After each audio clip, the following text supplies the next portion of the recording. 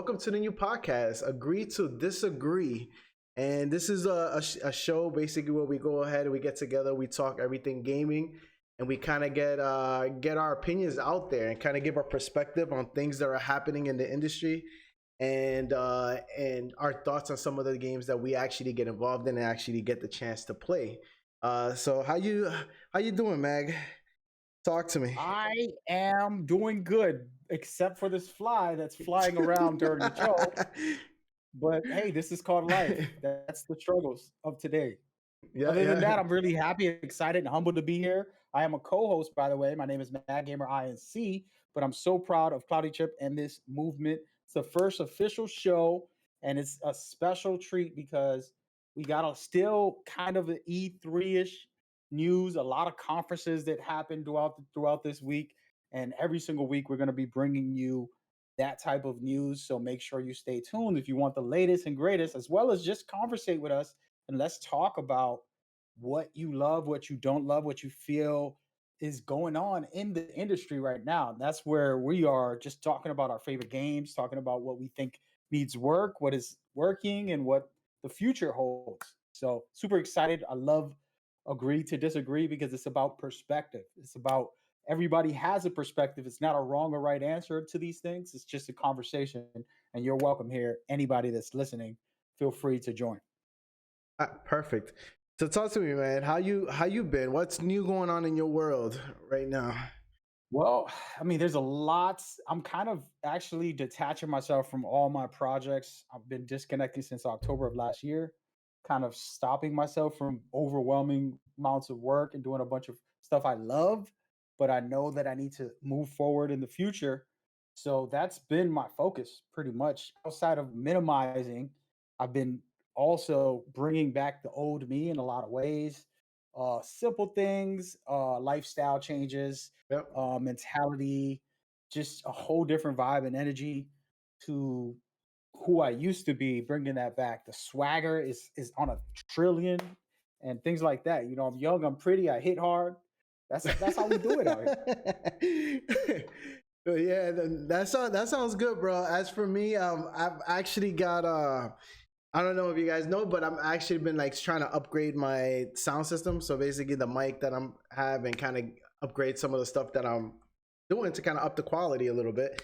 And I ordered me a Rodecaster Pro 2. If you guys watching me yesterday, I talked a little bit about it, but it's a nice little piece of device that I hope makes my life easy.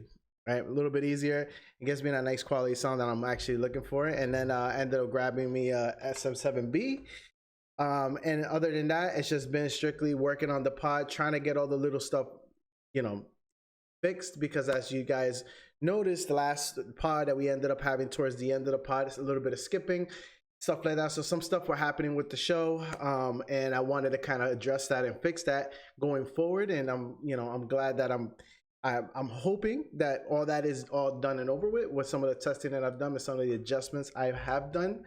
One of the things, just to anybody who is looking to get into content creating and looking to get into podcasting, one of the things that I've realized, and I had, like I said, I learned the hard way by going through the episode and learning it, but it was the way my animations were happening on screen. It took up a lot of CPU power and it was causing stuff to lag. One of the ways to fix it was saving my files as web B files, WebM files. So saving them Yep. as WebM files caused it to run a little bit smoother, and just kind of me giving you that insight. So if anybody's having issues or wanting to make their streams a little bit more animated, but kind of keep a little bit more of a smoother experience without too much lag and stuff like that, definitely I would say save your files as WM files. So For sure. Just to uh, kind of pause you there for a second so everybody understands, we had a pilot last week. We were just testing stuff anyways, trying to uh, see what needs to be done. Today's our first official episode, and we're going to continue doing these episodes. These will be on Spotify, iTunes, and so much more for you guys to listen to if you want while you're cleaning, working out, cooking. I like to listen to stuff during those times, or if I'm going for a walk after a meal, I like to go for a walk, take a nice walk, and listen to a podcast, enjoy yourself. yeah, Then you yeah. can listen to this on those platforms. But You can also watch us live right now, which is what we are on twitch.tv/CloudyChiptv. That was not an advertisement. He did not pay me to say that, but that's where you can go exclusively for his live version of the show. Then we upload it later to Spotify, iTunes, and so on. So look out for that every single week. Have some great content as far as discussions go. We just update you on the news and then also debate on a couple of different topics, which we'll do a little later going forward. Perfect. All right, so now to kind of bring everything into like gaming, what are some of the games you've been playing lately this week? I know there's been a ton of announcements, but like, what are one of the ones you've been like kind of getting into Whew. as of Man, lately? I dived deep into The Last of Us 2. I played it this morning actually at 5 in the morning Oh for a couple wow, hours. it's And real, man. It's uh real. I'm serious. Like once I seen that they announced a remake for part one with new gameplay mechanics, which are basically like part two. Part two's gameplay is the best. You can argue about the story all you want, if you like the story or not. I don't care about that part, but the gameplay is the best they ever made in any of Naughty Dog games. So they're taking all that and putting it into the story of part one. Yeah, And yeah. it's so exciting for me because I complained about the gameplay in part one. Now this game is going to be a masterpiece in my opinion. Probably, I don't know, I haven't played it, but that was one game. I've been playing Guardians of the Galaxy. It's on PlayStation Plus, the premium package. You can play that. I was jumping on Death Stranding just to see the new director's cut content. There's a bunch of new things, some new missions, a bunch of really cool stuff added to that game as well. And this, I mean, the list is long on what I've been playing, but those three were my main ones that I was playing this week so far. But there was a lot of demos for the week, and still next week there'll be even more demos. So you want to check that out for a bunch of new games that are not out yet that you can play and see if you like, and so on and so on. So give that a go. You can go to Summer Game Fest. They're gonna have like a bunch this week. I think Xbox as well is having a demo day where they're going to let you play some games as well. And a bunch of companies did this, so it's really cool. It's a fun way to test games out, and it's kind of still in the E3 realm of things. But I like it better because now we got a full 3 weeks of this instead of it being just 3 days of events for E3. We have full weeks of different things from different companies, and it just adds value for us the players to be able to be entertained and excited about what's new and what's out. Yeah, sounds great, man. And one of the games that I kind of got into going into this week was Ninja Turtles, man. Ah, and I haven't yeah. had much time as of lately to kind of get into like gaming and stuff because, like I said, I've been having my hands full with a lot of stuff trying to get this project and stuff off the ground. But the little bit of Right. time I've gotten the chance to play. I got my hands on that Ninja Turtles Shredder's Revenge. And Hell yeah. I'm actually really excited about it, man. It brought a lot of nostalgia. I was talking, Hell yeah. me and Matt got together and we kind of went through the whole game and we beat it. I think in like what 3 hours. It So was like about two and a it half was hours. 2.5, 3 hours. So really, it was actually a really fun time. And Hell yeah. the great thing about all that was that like it reminded me of being a kid, right? Bring me back in time to when I was used to Hell play yeah. with my brother, and me and my brother used to go back and forth all the time, and we had a like it's just like it just I just remember this just not being able to get through the whole game because it was really difficult. Nowadays we're Yeah. spoiled as gamers, right? And one of the reasons why we're spoiled is because now there's like it's not like, oh, you continue and you lose a couple lives and then you start from the very beginning. Now you get these checkpoints, you get these mid-game saves, and everybody Yeah. can get Yeah. through anything nowadays. But back then, That's that true. was not the case, right? Yeah, that's true. And that's why I'm like, like all these kids are spoiled, man. Like, I wouldn't say they're spoiled. The companies want like to make. damn. Let me pause you. There was companies want to make user friendly games. One, so they could sell more. Two, they're trying to do accessibility. Today, I actually didn't get to test it, but I was on The Last of Us 2. The accessibility on that game, like if I was blind, I can still beat that whole game. You know, if you're deaf, you can still beat that game. There's so much accessibility and it's powerful, it's amazing, and it's wonderful because there's a lot of great gamers who don't have maybe a hand and things like this, and they're able to actually provide those accessibilities. But I'll bring it back to the Ninja Turtles. With Ninja Turtles, there is a mode if you really want to go back, Cloudy. We could, by the way, we played this before the game released. I had a review copy, and we got to enjoy it and finish it before the game released. I did a review on it. Go check that out. I'm going to plug myself right there. Go check out the reviews. Tell me what you think about my review, but also the game in general in the comments section. And basically, me and him got to play it early. And there's a mode we didn't get to really play, which was arcade. You don't have no continues. It's Oh game my god, over, yeah, that's over. the rage. Comeback. That's the rage quit, bro. That's the rage quit mode that you was just talking about, the retro days. You Yeah, didn't have this babysitting type of friendly, user friendly type of activity. It was like, hey, if you don't make it, you don't make it. Sorry, try again. And you'll get to those later stages and you're almost done and you're almost finished. And then you end up getting game over because you lost all the lives. It's pretty intense. And that game, just to kind of cut off you, Cloudy, and give my perspective on it, I am in love with that game. It's going to be one of my top favorite games. It's right there in the game of the year, top 5 game of the years for me. As far as so far right now, there's still a lot of games to come out, but it's right there in top 5 because it's perfect. It's not like exaggeratingly bad or like, oh, that's all right.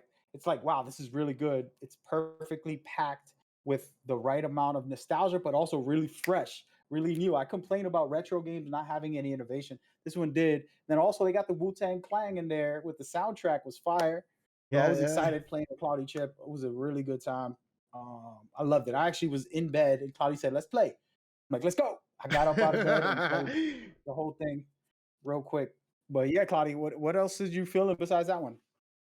Besides that one, right now, like that I'm really excited for, like really looking forward to right now, will have to be The Last of Us, Part 1, and that has to do because I love The Last of Us Part 1. I've actually beat it, I think, twice, and but I want to get into it this time. Probably play it on hard mode, and just challenge myself a little bit and see if I rage quit. but and just try to challenge myself a little bit as a gamer, because I feel like a lot of times, sometimes you just want to. There's certain modes that us gamers get into, right? And one of them is, I just want to lean back and have a good time, decompress, right? So then you just want to kind of mindlessly just kind of play games, right? And sometimes if you play in a game that's very competitive or like say on very hard mode, sometimes it takes you out of that element of being, it's just sitting back comfortable and just kind of relaxing and playing video games, right? So you're not really in that mode at that point. You're kind of like a competitive mode, and it kind of takes you. So you're not just like casually sitting back playing video games. Now you're kind of like you're being challenged, right, to kind of step up. So you can't even play leaning back. You have to stay. You have to sit up, right? So as I said, so there's different places, and depends on like what it is that you're looking to get into. Sometimes for me, when I used to get into mindless gaming, right, let's just call it that, I'll throw on some Call of Duty and I'll be like, all right, I'm just gonna run, and I'm not even playing Warzone like that. I'm not playing Battle Royale, because Battle Royale you have to think.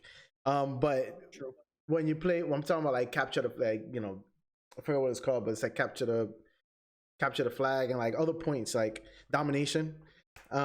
And like, kills confirmed and like modes like that, right? So I just kind of like mindlessly just kind of go and just play and have a good time, and that's it. That's me just kind of relaxing, kicking back, right?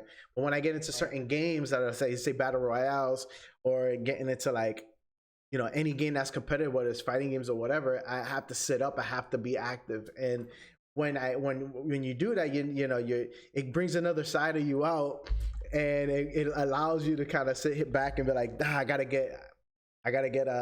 sit up for this one. and that's the thing. And then a lot of times if you want to get better at any game that you're getting into, you have to kind of sit up. You have to give it that attention. If you're just gonna mindlessly play, then you can't expect for you to, just kind of just go through the motions. You gotta make the efforts, right? And for sure. Being challenged is what drives that out of us. It's what brings that part out of us and allows us to become better at whatever game we're playing and become better gamers, right? So that's my goal going into the Last of Us. So if you guys want to check that out, I will be streaming it. And let's see. I can warn you right now. Let me stop you for a second. I'm gonna do Guys, it. this morning at 5 in the morning when I woke up, I don't know what was wrong with me. I only beat the game once, and I went and I put it on New Game Plus, Grounded Plus, not Grounded, Grounded Plus. The game has no mercy. It's like, oh my gosh, like this is hard. Like I didn't even think it was that hard, and it's really hard. I love it because it was a challenge, and I was only in the intro. I only played the first 3 or 4 hours, whatever it was, and I was like, "Whoa, this is gonna get crazy later." Because I'm trying not to use Yep. no weapons, no bullets, or anything at the start. That way, I can save it for boss fights and things like that. But it's very difficult because there's tough situations that you Hmm. can't get out of until you eliminate enemies. Yeah. So And it's amazing. It's an amazing game. I got to give it props. yeah. And yeah, And there is Ninja a Turtles, Re- Shredder's Revenge. Go get that because that is top tier game right now for this weekend and for the foreseeable future. And then Last of Us, of course, and just so good. and how much is I forget how much it costs. I think you said what, $20 right now on the market. If For what? anybody was looking to get into it, the Shredder's Revenge, you can get it Oh yeah, now, twenty less than dollars. 30 bucks, and less than 30 bucks everywhere. And I'm sure they have somewhere where it's like discounts and things like that that you can get it for pretty cheap. So go do that. You know, really, really great stuff. Shredder's Revenge is fun. Um, honestly, I'm not a retro guy. I tell Cloudy Chip that all the time. I'm more of an innovative, brand new games. But when they do something like this that's special, I'm like, wow, okay, props. You got me. You got me. Got me hooked. So that's what they did. And I give them the credit. And I actually said it in my review and I tweeted about Game of the Year candidate. I don't know if it's going to pass Horizon, but it's in there, at least in the conversation of like, yo, this game was well put together. It's fun. It's so much fun. Yeah, so here you go. This is basically a link from Best Buy. Not endorsing, but 34.99 is what we're looking at, and definitely worth the money, man. Like now games are the games are becoming more and more expensive. We're looking at what, $70 now for a typical game. But Yep. the amount of replayability this game got, the amount of fun, about the amount, like basically you can kind of get together with friends and family, and you can play online up to 6 players, right? Yep. It gives you a lot of replayability, and there is some challenge to it. Um, Yeah. and like I said, it's worth a pickup. So if you guys get a chance to kind of get your hands on that, go ahead and go grab you some Ninja Turtles, bro. Go back in Speaking of that, time. anybody Go that's back in watching time. this in the future, we'll love to get some sponsors to be able to do real advertisements just like that. Even though that wasn't a paid advertisement, we just love the game. Yeah, no, but it's definitely worth a pickup. And another one is the game that I would say one of my biggest disappointments that I was actually looking forward to. Was forget the name. It was Midnight Suns, Marvel's Midnight Suns. That Yes. had like it has like Wolverine, and it has like all these X-Men characters and things like that. I was really looking forward to it. And then And then, and then what happened was I saw what kind of game it was, mm, and when I saw that it was kind of like a card based game, it threw me off turn completely based. because a turn Yeah. based like card based game, and I was not expecting that. And when I saw the gameplay, it kind of turned me off, and it was going to be a pickup for me, and I don't kind of think that will be the case though. So unless there's I something got else you. that I'm missing as for what I saw, and this is not to say anything about turn-based games or games in that nature. It's just not my cup of tea, right? So I have to be That's not honest your with cup of tea. myself. Let's time this out. I want to time you out right there because I was the same way as you. And then one day, I've been on a journey since 2015, playing any and every game that I know I wouldn't play, that I don't think is interesting and all that. I would say, hey, let me just try it for 2 hours. I played a game called XCOM, and I challenged myself to really get through the levels and really play it. Is actually very challenging, and there's a lot of strategic, mind over matter to the game, and you got to be really skilled, and every decision matters.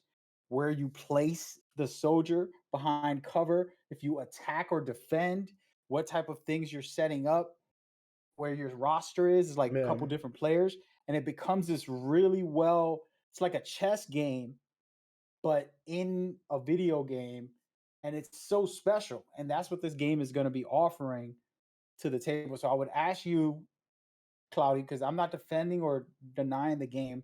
I'm interested in the game only because I played XCOM, and I want you to play XCOM. I think I played XCOM 2, and it made me a fan and say, wow, turn-based games. I've never played these. I don't ever want to, but I'm loving this one, and I'm interested if there's better ones than this. Yeah. And I ended up playing against a player who was so good. He did PvP against him, and he was so good. It got me mad. I'm like, I gotta keep playing him, and I revenged him. I tried to revenge him, and I get better each time. He was just too good. He did things that I didn't think about, and I learned from the mistakes. And I'm like, damn, like this cat really plays this a lot. And I learned all his little tricks, and I'm like, dude, I gotta copy this. And I started following his lead when I played against other people and beating them. And I thought it was cool because it's like, oh, they got PvP, they got the PvE, and it was cool. And this game is going to be the same. It's going to have that type of energy. Now, yes, this is a big problem with a lot of games is they'll put out a cinematics and they won't tell you about what the game is, and you assume it's an open world. Or it's like a and like I said, and cinematically, like just looking at this, like what it offers, like the character, I love it. Character roster is amazing. Blade's in there. Like I watched like 1 or 2 of his movies when they had it on Netflix recently, and it was I was like, wow, I haven't watched this in so long. It was like so good to see Wesley Snipes back in action, right? Young version, right? But it was actually, you know, it was really good. And then when I saw this and I saw he was in it, I was like, oh my god, this is crazy. But now I see this card-based type of game. I'm like, I don't know how I'm gonna feel about it. I have to. It's not a card-based. It's a turn-based. Turn-based type it is of card-based, but I'm just saying type of game. So I have to kind of I gotta see how I feel. And where I'm at with it. As of now, I'm not sure. My whole process on how I felt about this game, kind of it got diminished, man. It got. I don't blame you because I was the same way with all these type of games. But if you play XComs for a little while, you'll see that hey, you know what? This could be fun. You know, especially if you love these characters and you're into it, you're gonna enjoy it. Yeah, I definitely, like I said, I have to go ahead and see how I feel. I'll wait for a little bit later, kind of see what else they announce, and kind of see like more insight as to how the game is played, and maybe depending on how I feel, I'll go ahead and I'll probably give it a pickup, but we'll see. Play XCOM 2. They're the same company who made that game is making this one. It's different, but it's has the same type of gameplay a little bit. Just try it. Everybody tell them. Agree to disagree. What are we doing? That's the first argument of the day. And like I said, agree for him to play it or disagree. I agree. Like I said, but let me know how you guys feel. Like, am I alone? Am I alone in this, or are you guys with me? I feel the same way. Do you guys kind of feel the same way? I do feel the same way, but I'm going to give it a chance. Is the difference? Yeah. I want to play it and see what it feels like and then go from there. And then if I get into it, I'll be like, oh, this is amazing. I'm so happy, you know? Yeah. It's like you put a plate in front of me. I never ate that food. I never been interested in it, but I have it. I might as well try it. Yeah. And I think that's where I'm at with that game. Yeah, so that and it's crazy because I just remember, I was like, what was my biggest disappointment? It started to dawn on me, and I was like, it was this one. And I remember I'm being excited for this trailer and saying, oh my god, I gotta see what this game got to offer, right? And I was so excited for it, and then now after I saw the trailer and I saw that how the gameplay was really made, I was like, oh my god, no! I was so sad. I was like, you gotta be kidding me! No, they ruined it. Is what I was thinking in my head. They ruined it. Now I'm not even gonna be able to play this game. I wouldn't say they ruined it, but that's not what you expected. But yeah, exactly. So it threw me off completely, and I'm like, oh my god. But like I said, you know, maybe I'll be keeping open mind just because the character cast that they have is so amazing. I love the characters that they chose to put in this, and my thing is like maybe that drives me in. Maybe I'll be a new consumer. Who knows?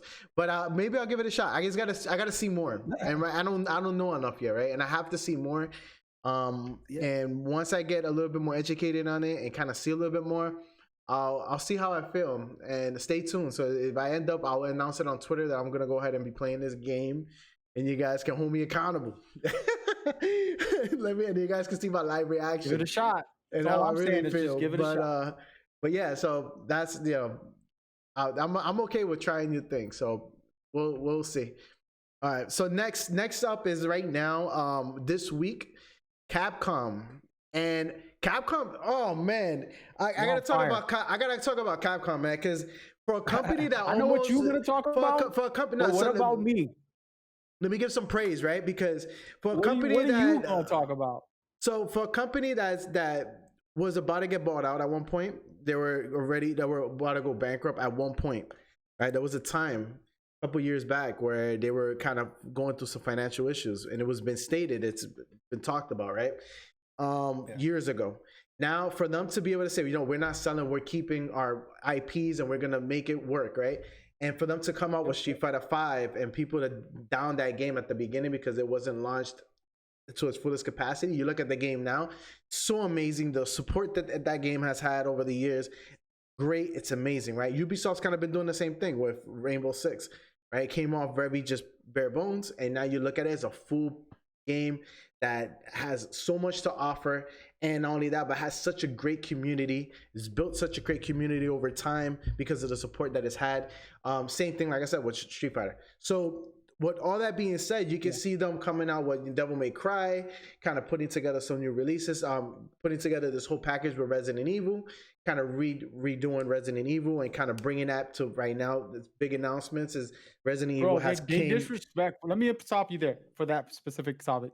For 1 sec, I just want to say that they're disrespecting the horror community. There's a lot of other great horror series, but they just keep on piling the games on top of each other and saying we're the best, we're the best, we're the best, nonstop. It's crazy. I'm gonna talk about it in a second, but yes, props to them. And the thing is too, what makes this even so much amazing. Never mind that they're remaking a lot of this Resident Evil stuff, right? Because Resident Evil is such a great franchise that has so much to offer when it comes to horror. It's never mind just horror, because it started shifting a little bit at one point to like more action packed and so giving you both horror and action and mystery and puzzle solving and a little bit of everything. So you get a little bit of everything with Resident Evil.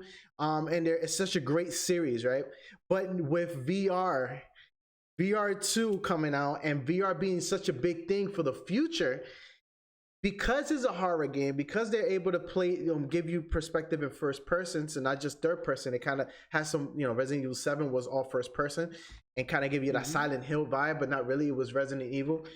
It does it's so amazing what they've been able to do with that franchise, and being able to bring this to VR brings horror to its realest form, right? Because you can I don't know if you guys ever got a chance to kind of get your hands on VR and actually experience it, but me, I'm like, even without VR, I'm already like shaken up, right? Because for me and horror we don't mix, bro. Because I get jumpy real quick, and my thing is I don't like that feeling, that crawly, weird feeling on my back, right? So I hate that. So to be able to play this in VR is even worse, because it's even more scary, it's even more crazy, right? So that's true. I think it coming to VR is gonna bring a new demographic, because you get people like my wife, for instance, right? My wife doesn't really play video games. She's never really been big into video games. I tried putting her to play, forget what game it was. Heavy Rain. Yeah, at one point it's an easy game, right? But she just couldn't do it. It's just what I looked and she fell asleep. Yeah, but she could bake you a good cake. She could make some amazing food. Exactly. So it's not for everybody. Like a pro. But I tell you this, right? She was really into the VR, and I got her to play some games on the VR, and she loved it.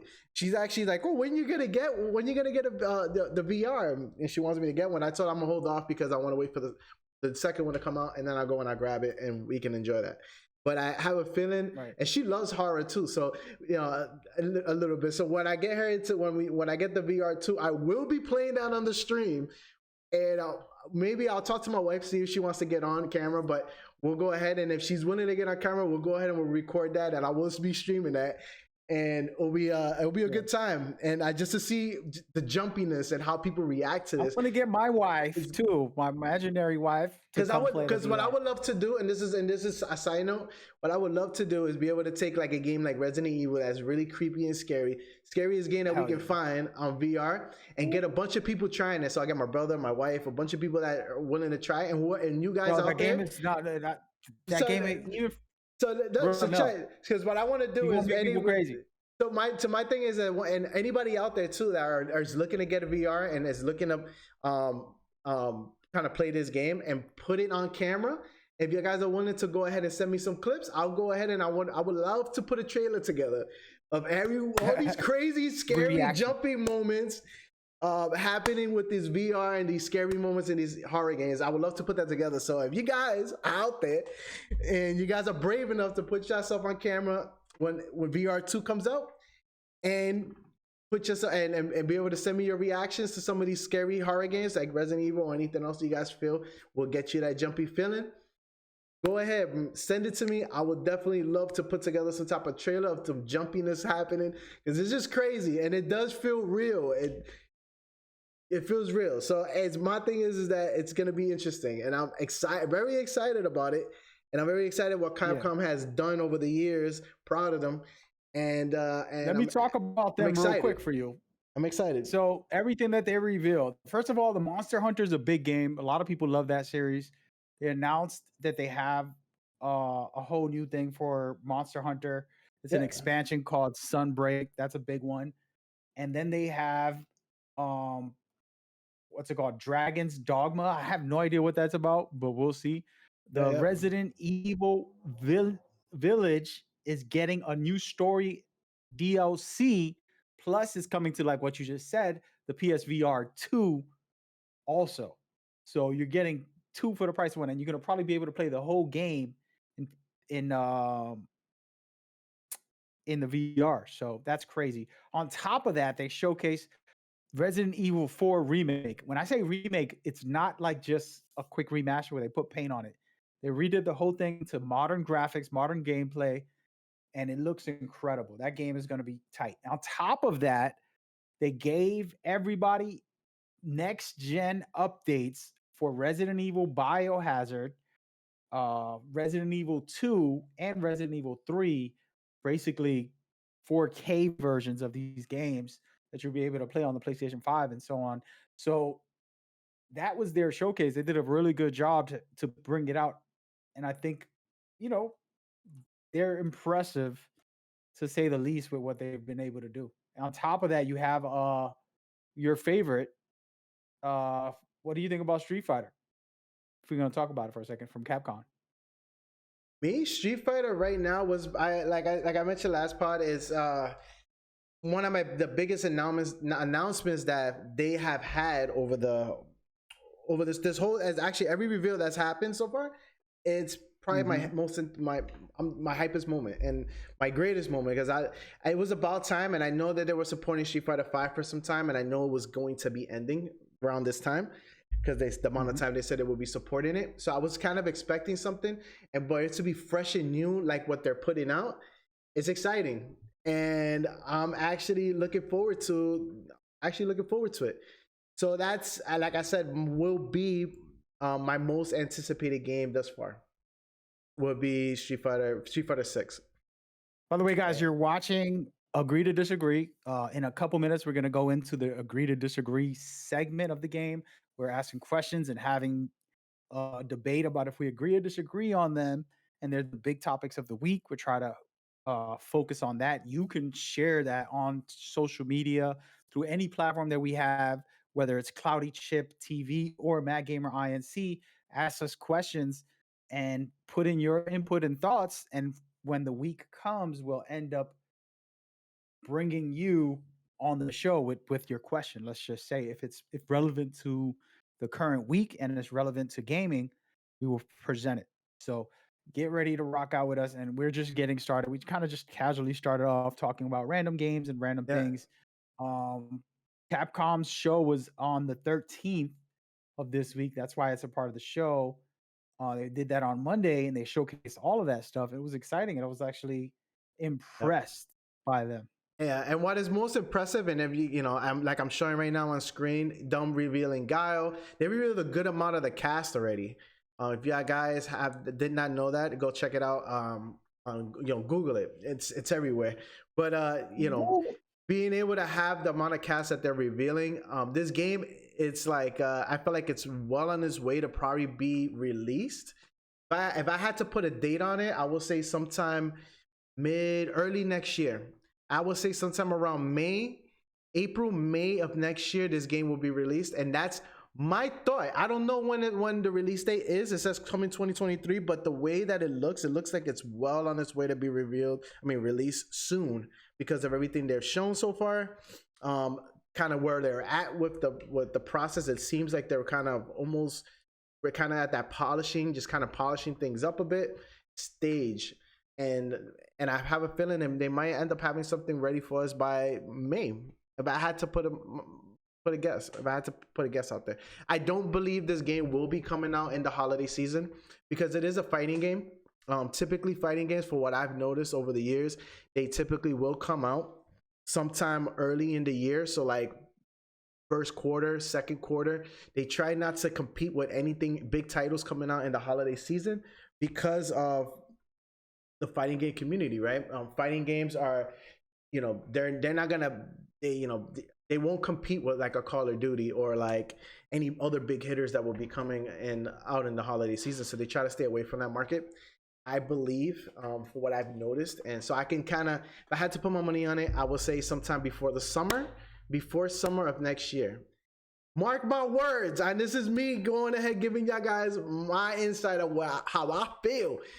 When we're going to be getting it. And hold on, man. This guy turning into an insider like me now. He got no time out, but this is me giving my thought because my prediction. That's my prediction on it because of how I've been like watching some of this stuff and like how and yeah, every time like Mortal Kombat comes out or some big like Street Fighter came out last time. Every time they came out, it's always been around. It's never really been in holiday season. It's always been sometime in the middle, in like the beginning of the year. So I can kind of see that happening. So that's kind of where I'm at. So mark my words. I'm gonna tweet that. I'm putting it out. You tweet it right now. But if I had to guess, that's my prediction. Let me know what you guys think and what's your prediction out there. So that's kind of where I'm at. Yeah, feel free to hit us up on social media. I'm very active. I tend to engage on different platforms that I'm on and have these conversations every day. I actually lost a friend this week. I know I lost a friend because we had a big debate, which we're going to talk about later.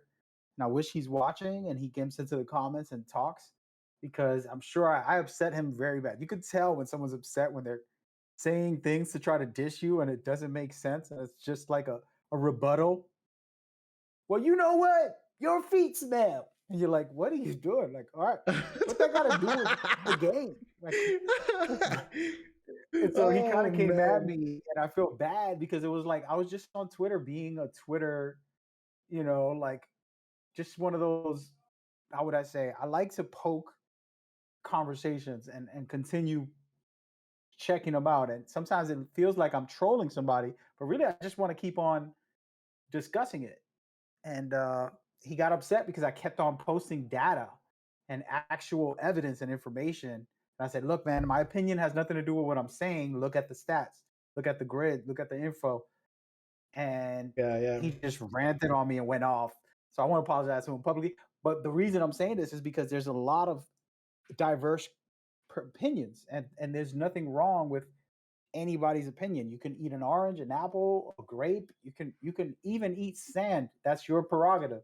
I mean, I don't recommend it, but whatever you feel is what you feel. I'm not judging you, and I'm just telling you what I like or what you like, and then we can talk about data, stats, information on numbers and things like that.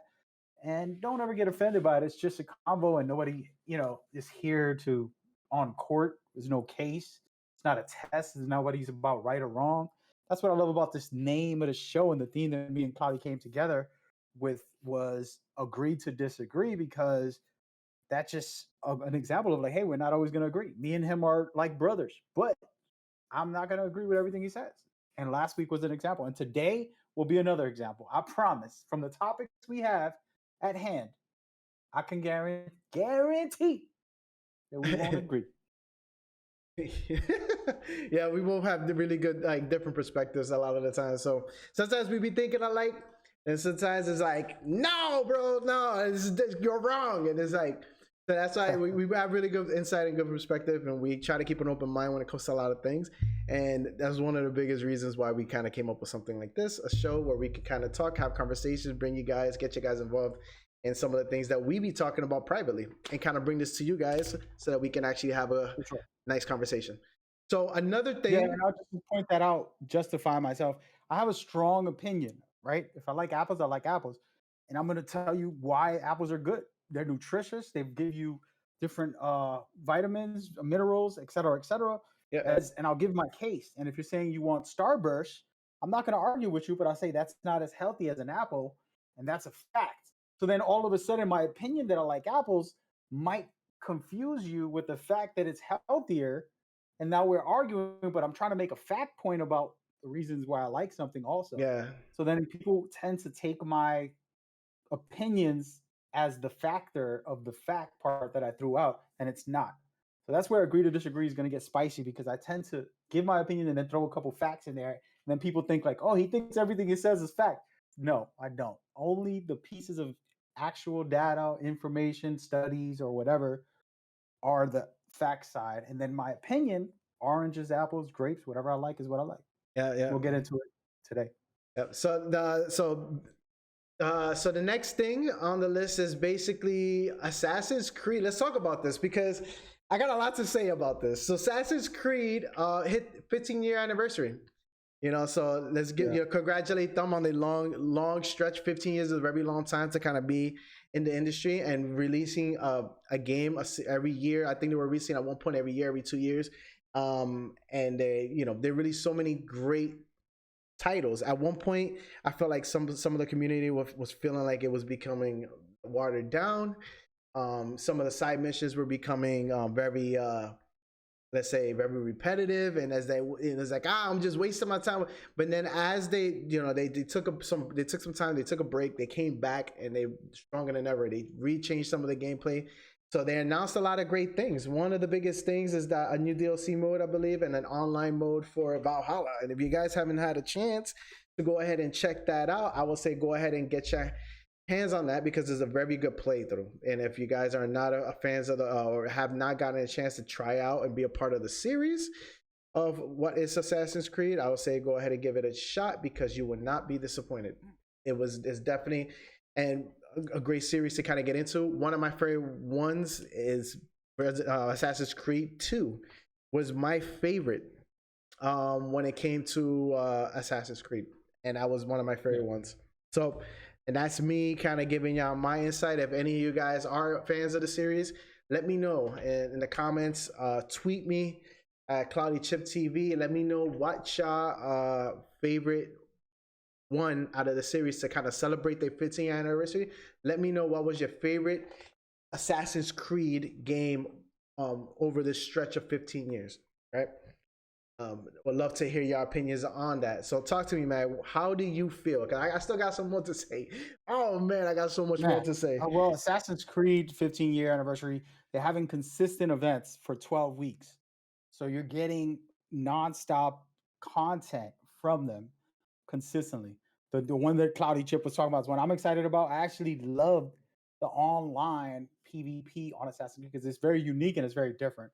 You'll sit there and play one mode where it's a populated area of a bunch of AI conversating, digging a hole, gardening, doing a bunch of different things.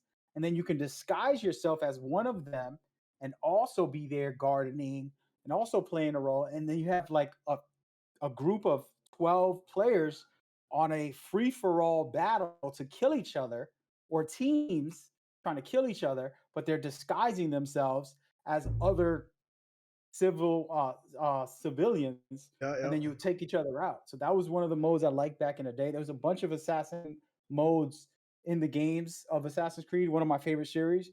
And the new mode is very interesting. We're not going to dive too deep into it. We'll let you check it out. It's a roguelike inspired game mode. That is crazy to me. A roguelike inspired game mode, I repeat, for Assassin's Creed.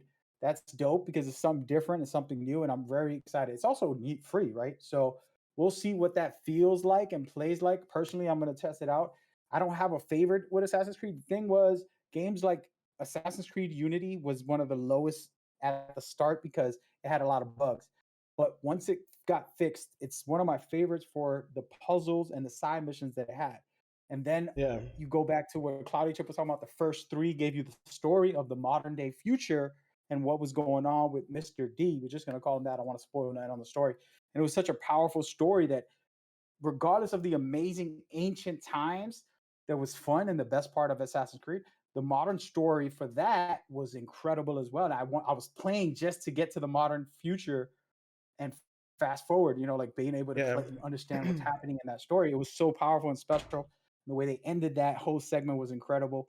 The Yeah. Yeah. series is incredible, and I'm interested to see what they'll do for this 12 weeks. That's a lot of weeks. That's what, 4 months basically. The rest of the year, you're gonna get content from them and some type of thing. They have contests going on right now and Yeah. so Yeah. much more. Assassin's Creed don't get the credit that they deserve. They made open world games a thing. Not that they created open world games, but they mastered it and they populated it a certain way where everybody else is like, these guys are doing it right. We're gonna have to try to take everything that they do. And that's where you see games like GTA and all these open world games start to populate their world and make it very busy, make it entertaining, make it interesting, make it Yeah. believable. And it was because, in my opinion, of the amazing Assassin's Creed series that basically took it to the next level. Regardless of what Cloudy was talking about, Yeah. people say it's bland. A lot of times the internet and people don't play the game, but they have an opinion for the game. And Yeah. they'll Yeah. go and review bomb games that they never played before. A game goes online and less than an hour, people are, 1 million people are saying the game sucks. They haven't even played it. It just came out an hour ago, and Yeah. you Yeah. go, you look online, and these are the type of things that happen with Assassin's Creed, unfortunately. And it's all to do with, the internet being the internet. But the series, I've played every Assassin's Creed till this day.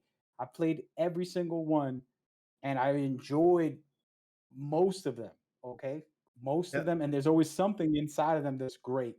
Not everything, but there's plenty in Some there, things is in my repetitive. Some opinion, to things is enjoy. like, I gotta, but it does have a lot to offer. I feel like they gotten a lot better with doing side missions and kind of giving you diversity, like different things happening in the world, as opposed to feeling like you're kind of running through mindlessly and kind of repeating things over and over. I feel like they're doing a better job with that. So kudos to that. So talk to me. What was your favorite Assassin's Creed? I need to hear this, bro. You say you played every single one. You're a I fan of the can't. series. You got to give me one. I gave mine. And that was just my. I think I almost platinum. I think I did platinum. I almost platinumed it. But yeah, no, I was on the way to kind of get that thing platinumed. So Honestly, I it's a have it's it. a blur of games that is so difficult to pinpoint one for me because they all were very special in their own ways and they had unique thing, and that's what's hard to trigger one. But one important part, and I don't remember which one this was, maybe three or four, um, when Damien's finale happened, his actual finale, where he had to make a world-changing decision. Very powerful moment in the series. I don't want to spoil anything else besides that. Um, it was such a powerful part because, like I Yeah, yeah, said, the modern day future of the actual assassins and the way people don't understand the spoiler, but if I'm a bloodline of an assassin, they can put me on a machine to send me back kind of virtually into that time and play as a character. And that's what you do throughout Assassin's Creed. And at the end of the modern day future, not the ancient times, there was something very special that happens. And that was one of the best moments because it was like closure for the series. The series continued after that. There's probably been like 7 other games, 5 other yeah, yeah, games after that. But those moments were so special to me because I went through all the journey 1, 2, 3 to get there, and then experience that was like wow. And it was a great climax and a crazy way to make you decide what to yeah. do and how to go in life. It was a really deeper thing. So that's the one. I don't know which one that was. I forget, but that was special to me. Okay. So, Yeah. and I'm probably gonna upset some people now with my take on something. So, basically, when Assassin's Creed came out, right? I felt like it killed off a special series to me, and I felt like it needs to be talked about.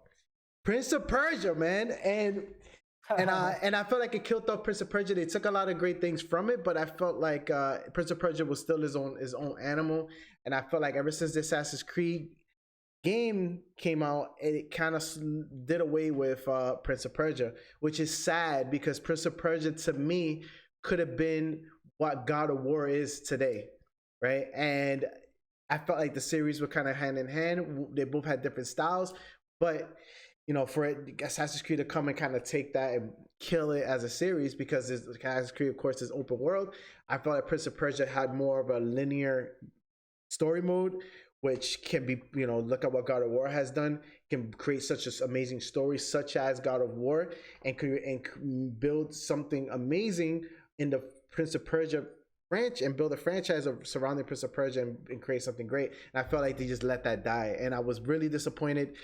Is one of my biggest disappointments when it comes to a game that has not been around for some time, and I feel like it's Prince of Persia's fault. I feel like it's Assassin's Creed's fault that Prince of Persia is not around anymore. So, yeah, that's my take on it. Yeah, guys are gonna hate me for it, but hey, bro, no, I'm not. It is what it is, and I'm sad about it. I'm gonna agree to disagree, and I'm gonna hit the button. We need a button. When I say agree to disagree, you got to press the button. It's gonna show up an animation. It's gonna be like an alert, and then we can take over from there, because that's what I'm about to do. First and foremost, Prince of Persia is an amazing series. I love it too. The thing is, Prince of Persia is nothing like Assassin's Creed, and it's nothing like God of War. It was a parkour puzzle game, is what you want to call it. There was action, there was slicing and dicing and all that good stuff, but the core of Prince of Persia specifically was the parkour and the puzzles in the game. Now, God of War and Assassin's Creed has puzzles, but it does not have parkour the way Prince of Persia did. Prince of Persia is a very difficult game for many. That's why it died down. It wasn't because of Assassin's Creed, because it was a different type of game. Now, yes, Assassin's Creed popularity definitely took away from it, but it was a different game. It felt very different. It played different. It was very unique in its own format. And I think, they're going to remake it, one of the games, which is really cool. But Sands of Time is getting remade. It was announced last year by PlayStation. Not sure when the release date is for the remake. But as of now, until the end of the year, basically. Yeah, so January, look at this, available January 21. So it's not even out right now. So it has been delayed. It has been they delayed it delayed. after that too. It's not coming out in January. No, I know. It still hasn't even been announced yet. It's been announced, but it hasn't even came out yet. But as like I said, my biggest disappointment was the death of Prince of Persia. Sad, bro. Sad, but it's that game. I felt like that game could have done it could have done so much when it came to what it was able to offer as far as story. There was so much story that could have been made from that, and so much creativity could have been made with the way you was able to freeze time and create certain movements. It's so great, and I think last time I played it was on the PlayStation 3, long time ago. It's been some time. But that's the last time I played it, and I still always remember how well that game was to me and how much I loved it. So, sad, but of course, life moves on. I would love for them to make a new addition to the series, but of course, games are becoming more and more expensive. So, I'm hoping that this remake that they launch does so well that it would entice the company to sit here and create an actual series. And revive the series like they did with God of War. God of War, the new one, revived the whole series as a whole. And it created endless possibilities right now. So much that can be done with God of War, and that's another thing. That's probably one of my most anticipated games for next year. It's gonna be announced next week. I know. Trust me, and it's coming out this year, November 2nd. And I'm excited. I'm so addicted to the gameplay. Gameplay is so much fun. So. Wait, did I say November 2nd? I think that's November 12th. Let me double check. Next year? God of War will be releasing. Oh, man, in November. That's all I got for you right now. I'm guessing the start of November, which would be like the 3rd or the 4th. I don't know. Maybe. But my thing is that No, because my thing is think about when the last God of War came out. I think it was in April. Yeah, it was in April. My birthday. Yeah, it was my birthday gift. So my thing is that if it came out in April, I feel like it depends. It depends what PlayStation is really trying to do. If the game's already somewhat done, is already polished, and they kind of have this another big title that they're gonna want to launch for the holiday season, I can see them kind of doing something to kind of, because if you notice, they launched Ratchet and Clank also. They didn't launch it in the holidays. They launched it in February, I think it was. So all these games, Horizon Zero Dawn, February. These are all big first party titles, and I don't see them putting that in holiday season. I don't think they're gonna want to. Because I feel like as time goes on, the gaming market is they don't want to just pile everything in the holidays, because there's so much competition and there's so much going on that to there's get no people competition for God of War. There isn't. No, I know that. But what I'm saying is that to get the most out of the market, the gaming market, I feel like taking them out of the spotlight of the holiday season and putting them in their own bracket, like in April or something like that, is probably what they might end up doing. So I don't know. I'm gonna disagree with you and say that I think it's coming out in May. Don't disagree with me. Disagree with the insider information that it's coming out in November. I don't care about that insider, bro. That's false. It's coming out in May. Guaranteed. Mark my words. Listen, I tweet this stuff out and people will wait until I'm wrong, and then they'll tweet me back and say, "Oh, look at you. You look stupid." And they go off on me. Somebody tried to do that this week. It was funny. They basically quoted me and said, "Look, all these games." I was like, "These games are I can't wait to enjoy these games for the holidays." And then I listed like 6 games. And then one of the games were releasing in October. And I said, listen, for gamers, on September 12th, that is the official video game holiday of the year. So our holiday begins on September and it goes all the way through Christmas. That's what gamers do. Yeah. That's when we get a lot of games. That's when we just game up and do a lot of, for example, Twitch. When September comes for you, on this channel, we'll have a subathon for Agree to Disagree. And I'm going to do a special show that I'm going to be the host just for September to do a subathon for this channel. But we got to boost this channel up and get it affiliated and all that stuff. But the person was mad because I said, listen, that's the holidays for us. And I try to explain it. September on up is all holidays for gamers. That's when all the games are released. And plus, I wasn't wrong, because the tweet said everybody will enjoy these games by the holidays. Yeah. And so far, all of the games I listed have release dates except God of War. And if I'm wrong, then he can retweet me again and be right. And I'm fine with that. It doesn't matter. As long as I play the game. But I don't, I don't like that, right? I don't like everything being piled into the holidays, because especially us as gamers, there's only so much games we can get to, right? And especially even worse, if you're a content creator, never mind you're just a gamer, you just play games, but if you're a content creator as well, it takes a lot of energy, it takes a lot of effort. Some of us have jobs, right? So it's like to be able to get all that done in just the holidays, to get all that work done, is so time constraint to give you to basically, it doesn't give you enough time to really sit and indulge these games, especially when you got 3 big titles coming out in 1 month. And and there's only so much you can get done in within that month to kind of experience these games to the fullest, because these games, a lot of times, a lot of these big games, they're 100 hours plus. If you really want to dive into it, they even have New Games Plus, right? So they have side missions, they got New Games Plus. You can enjoy that and see how how the AI changes when you get into a harder difficulty, and how beating it the first time changes from trying to beat it the second time, now that you got all these abilities. And God of War did that, right? And they had a New Games Plus where you kept all your gear, you kept everything you got. You get into going into the New Games Plus, everything's so much harder. That's where I'm at right now. And yeah, that's kind of where I'm at too. And it's like, now it's so much harder. Now beat the game again. It's a whole different experience when you try to go into New Games Plus, and it just feels different because now you got everything you need. You're equipped. But now is war, for real war, because now these guys are coming for you, and then AI becomes a lot smarter, game becomes a lot more difficult, becomes a lot more challenging. So it brings another side of you out, and this is the side I'm talking about: the competitive nature and being able to beat these games and kind of become pro gamer at that time. But Yeah, but that I think I want to disagree with you in a way. Agree to disagree with the statement. There's millions of content creators whose job is like mine's to make content. And gaming, if there isn't a lot of games, then you have a dry season. For example, July is going to be dry. I'm going yeah, to go camping for a week yeah, because it's so dry. Told my friends, hey man, I want to go camping. I haven't been camping in like 7, 8 yeah. years. But that's what I'm saying. Spread And it.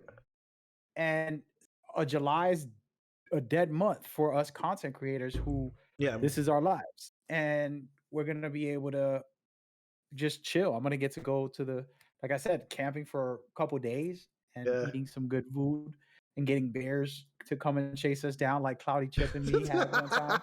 Hilarious. You know Oh, what's the funny? Quick Bears. story. Quick story time, which we're gonna probably start adding to the agree to disagree. Me and Cloudy are going to meet up some friends at uh, a mountain in New Hampshire. And the friend calls me. It's a female, and she's like, "There's a bear. You gotta come, hurry, hurry, hurry!" And she's dramatic, and I'm like, "Don't relax. I'll be there in a minute." We get there, and they have a pot of beans. They have food all over the place. I'm like, "Of course, the bear's coming. Oh You got man. food everywhere. Put it in the car." So then Yeah, they all go yeah. up to put it in the car. I'm with her, and we're by the fire, just getting a little cozy, a little frisky for a second.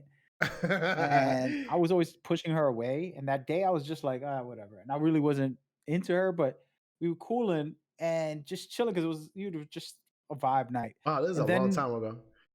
Cloudy comes back down the mountain. This is my brother, okay? This is my cousin, real life cousin. I'm the type of idiot who will save you by dying. Like I'll let the bear eat me. Like I'm that stupid. I have a good heart, Oh man, he's like, I and I'm gonna saved you die because of twice. it. So basically, he's coming down the mountain, and I see the flashlight, and the bear. Oh, I Yeah. forgot to tell the main part. The bear comes to the fire, and me and her are hugging, and I hear a bag behind me shaking, and I'm like, "What is it?" And it's my bag. I left food in there. So the bear eats Oh it. man. He comes towards the fire. This girl puts her nails into my skin, and I was gonna scream, but I don't want the bear to hear me. And I'm not educated in animals at that time. And basically, we were young at that time. In our and Oh basically, man. I'm telling her, listen, if you start running, I'm gonna run faster than you. Don't run. We're gonna die if you run. So then she's like, okay, okay. So then we go around the campfire, Oh and the bear man. comes around the campfire smelling for food because there was beans there. And while this is happening, Cloudy Ship is coming down the mountain With more from food. bringing the food away. The bear starts walking towards them. I'm scared for my life because I can beat anybody up. I can't beat a bear up. So I'm like, what do I do?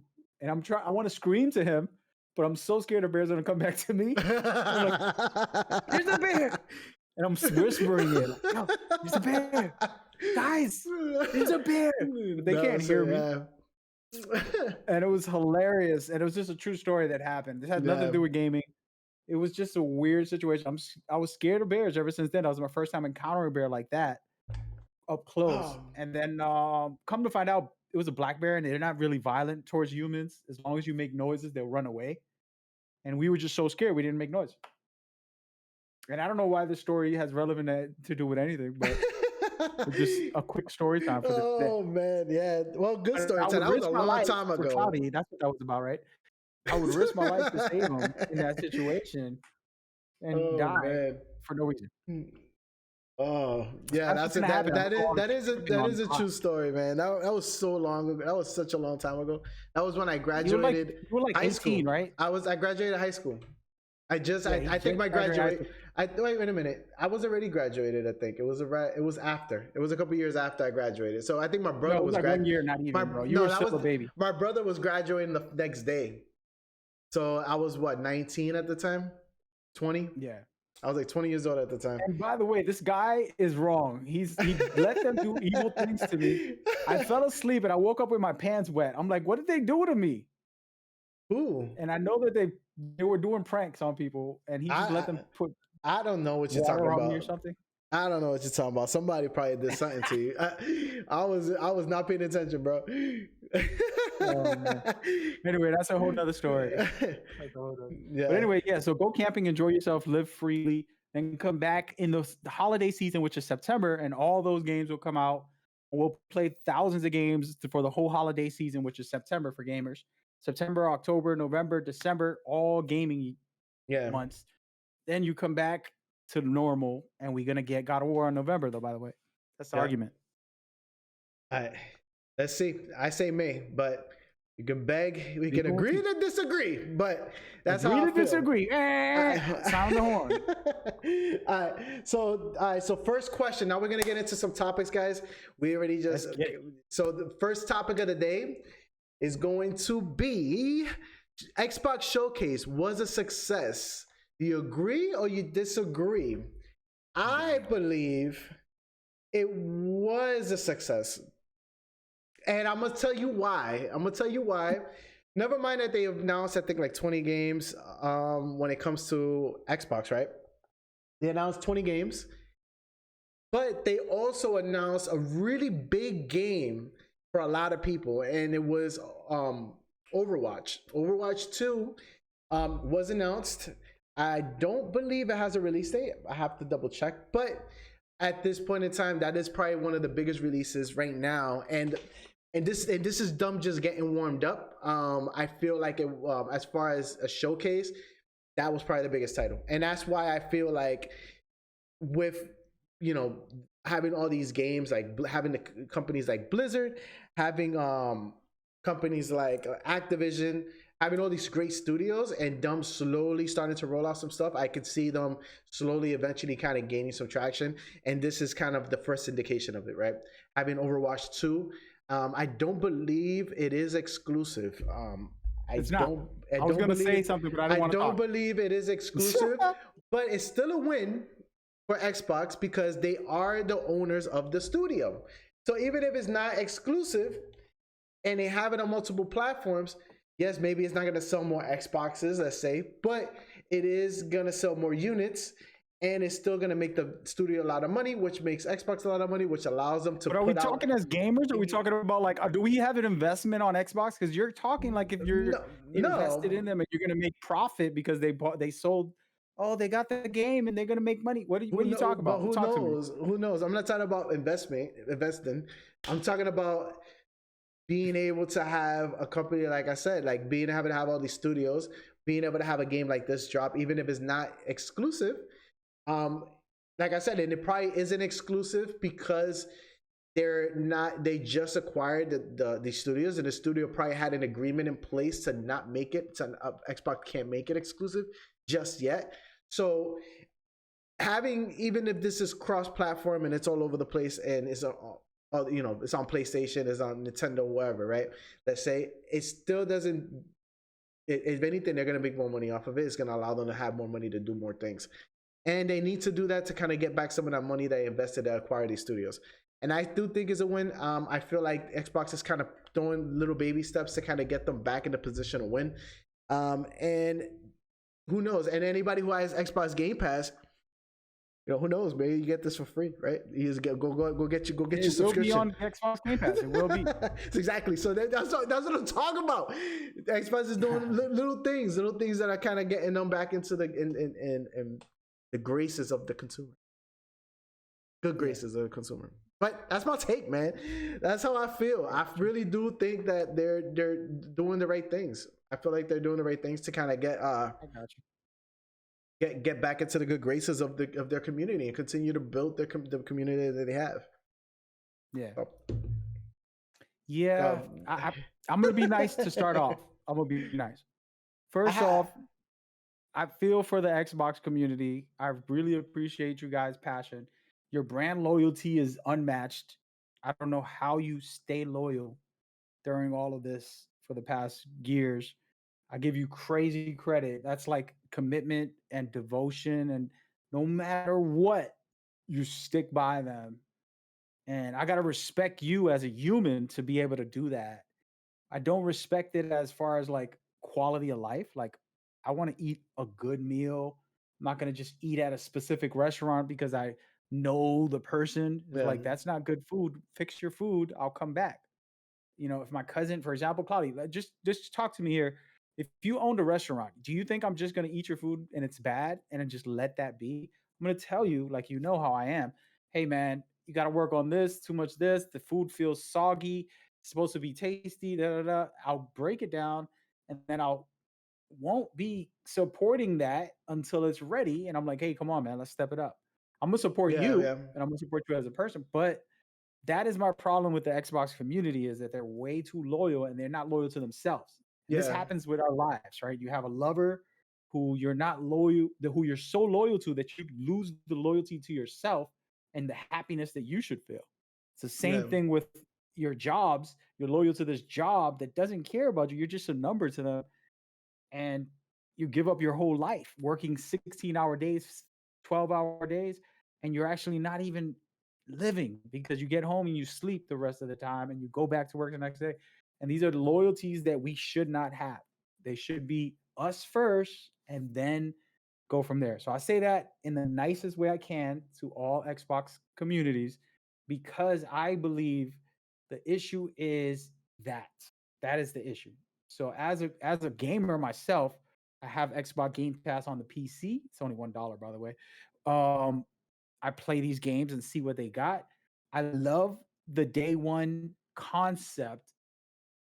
I don't know if that's going to give you the quality. And I want to talk about the Xbox actual showcase for a second and discuss some of their games. Their biggest game supposedly was Starfield. When it showcased, it looked like a PlayStation 3 game. People have put this up on Twitter, trolling it. And then also they copied the exact same trailer as No Man's Sky. So people trolled that. The biggest problem with Xbox was they did a couple of things wrong. And I'm gonna go down the list, and this is why it wasn't a win and it was a bad setup. First and foremost, it was good if they were like the worst company, they were trying to get back up, which it basically just revealed that they have a lot of issues because the director of Forza has to come on Twitter and go on an interview and say, yes, we lied. All right. Our showcase said that it was on Xbox, footage from Xbox, when it was actually footage from the PC. And it was footage from the replay, not actual gameplay. The replay shows higher quality in visuals. And he had to, after the event, state that so that people know that what happened. And this is not the only news. More studios, all of the studios, not all of them, but some of them came forward and said, hey, apologies. This is not an Xbox exclusive. We signed a 2-day embargo so that we can't tell people it's coming out for PC, it's coming out for PlayStation and Nintendo Switch until 2 days after the conference. So then, if you looked on Tuesday after the conference on Sunday, all these studios were announcing the game is coming out for all these other platforms. It wasn't exclusive. So that looked really bad on Xbox. It was pretty sad that they had to do that.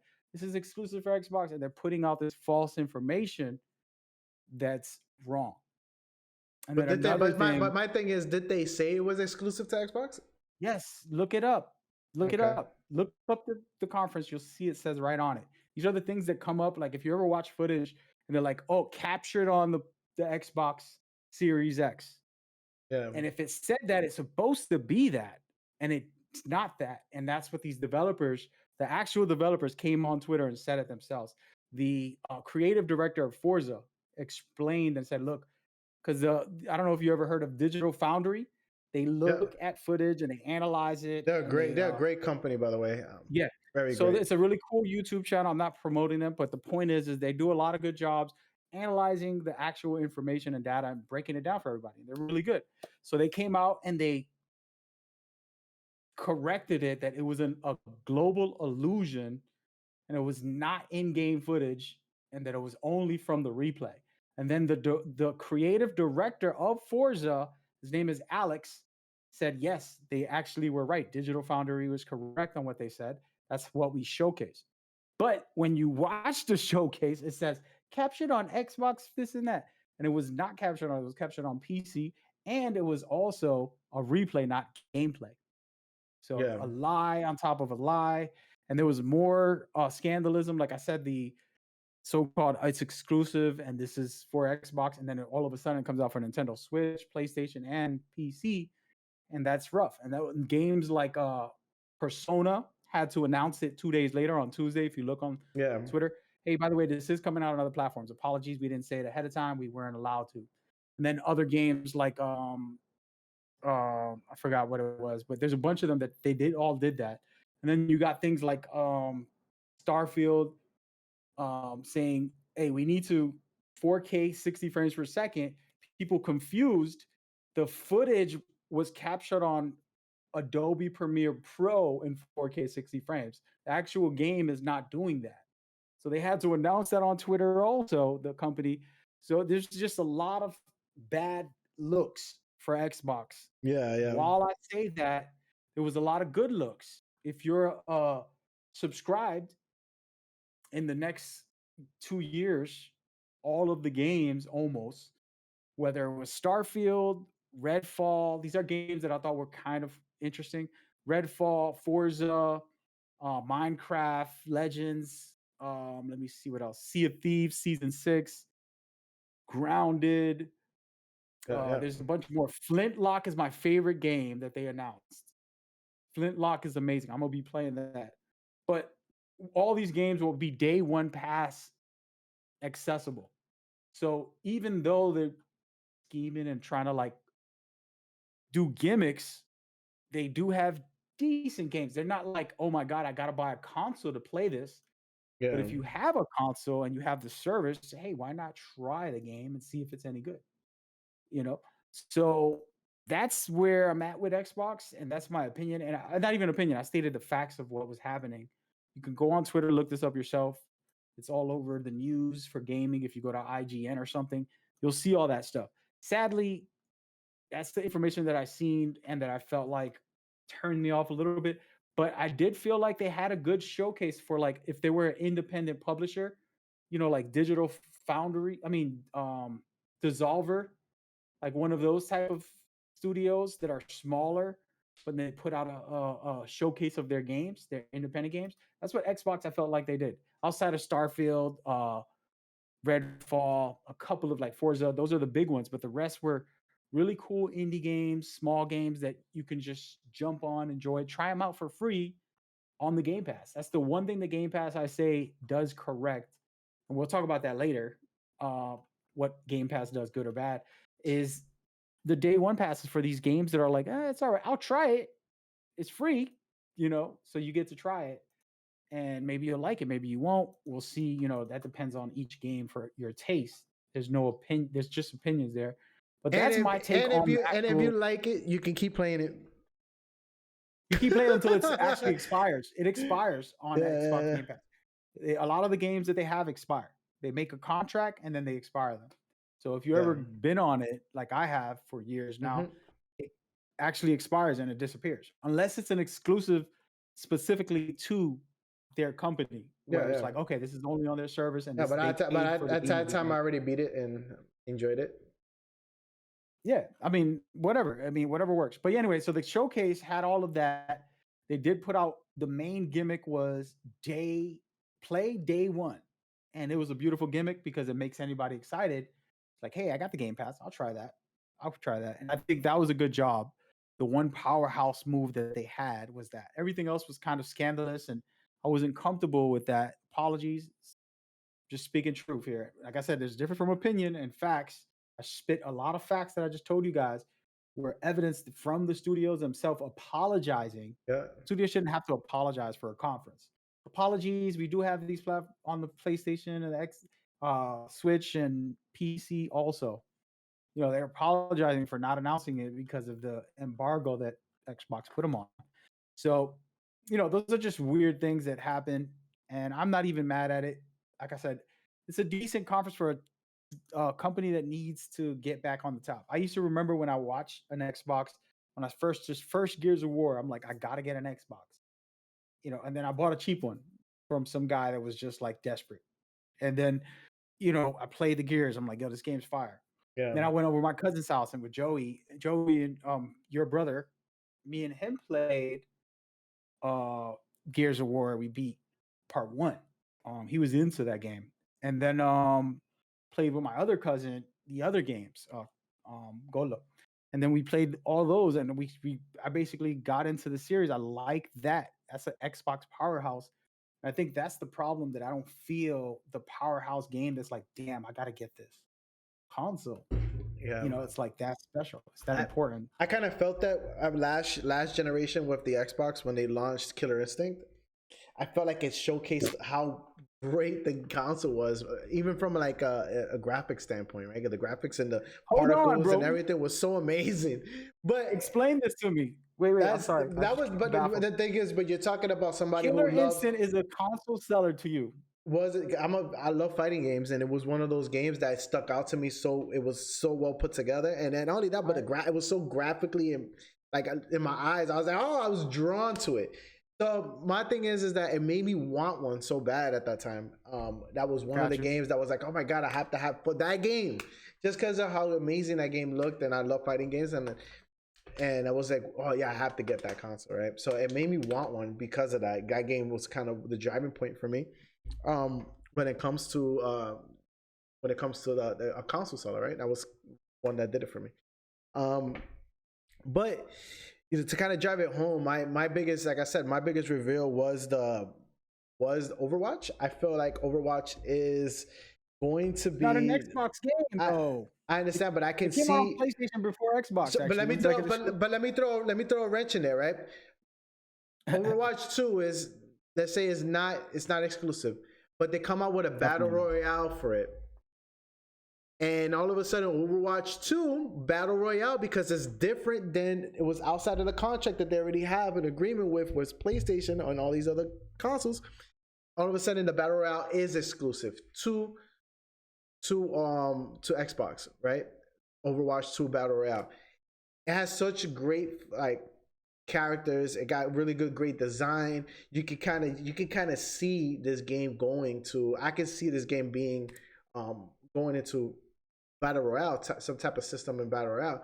So my thing is that who knows, right? And let's not take this away from them and say, oh, is that maybe that's not a possibility? Who knows, right? But I can see something like that being a thing, and if that is a thing, and they do make it, so this is going to be free on the Xbox Game Pass, and on top of it too, they launch a Battle Royale that's all exclusive on Xbox at all. And on top of it too, that's exclusive to Xbox. The Battle Royale. Let's say they do come up with a Battle Royale. You're gonna tell me that this is not going to be a console seller for some people. I feel it would. And this is me just imagining things, right? And I'm putting these things together. But yeah, it's imaginary. I can imagine them. What if, right? And the what if is Battle Royale comes out that's exclusive to Xbox, Overwatch 2 Battle Royale.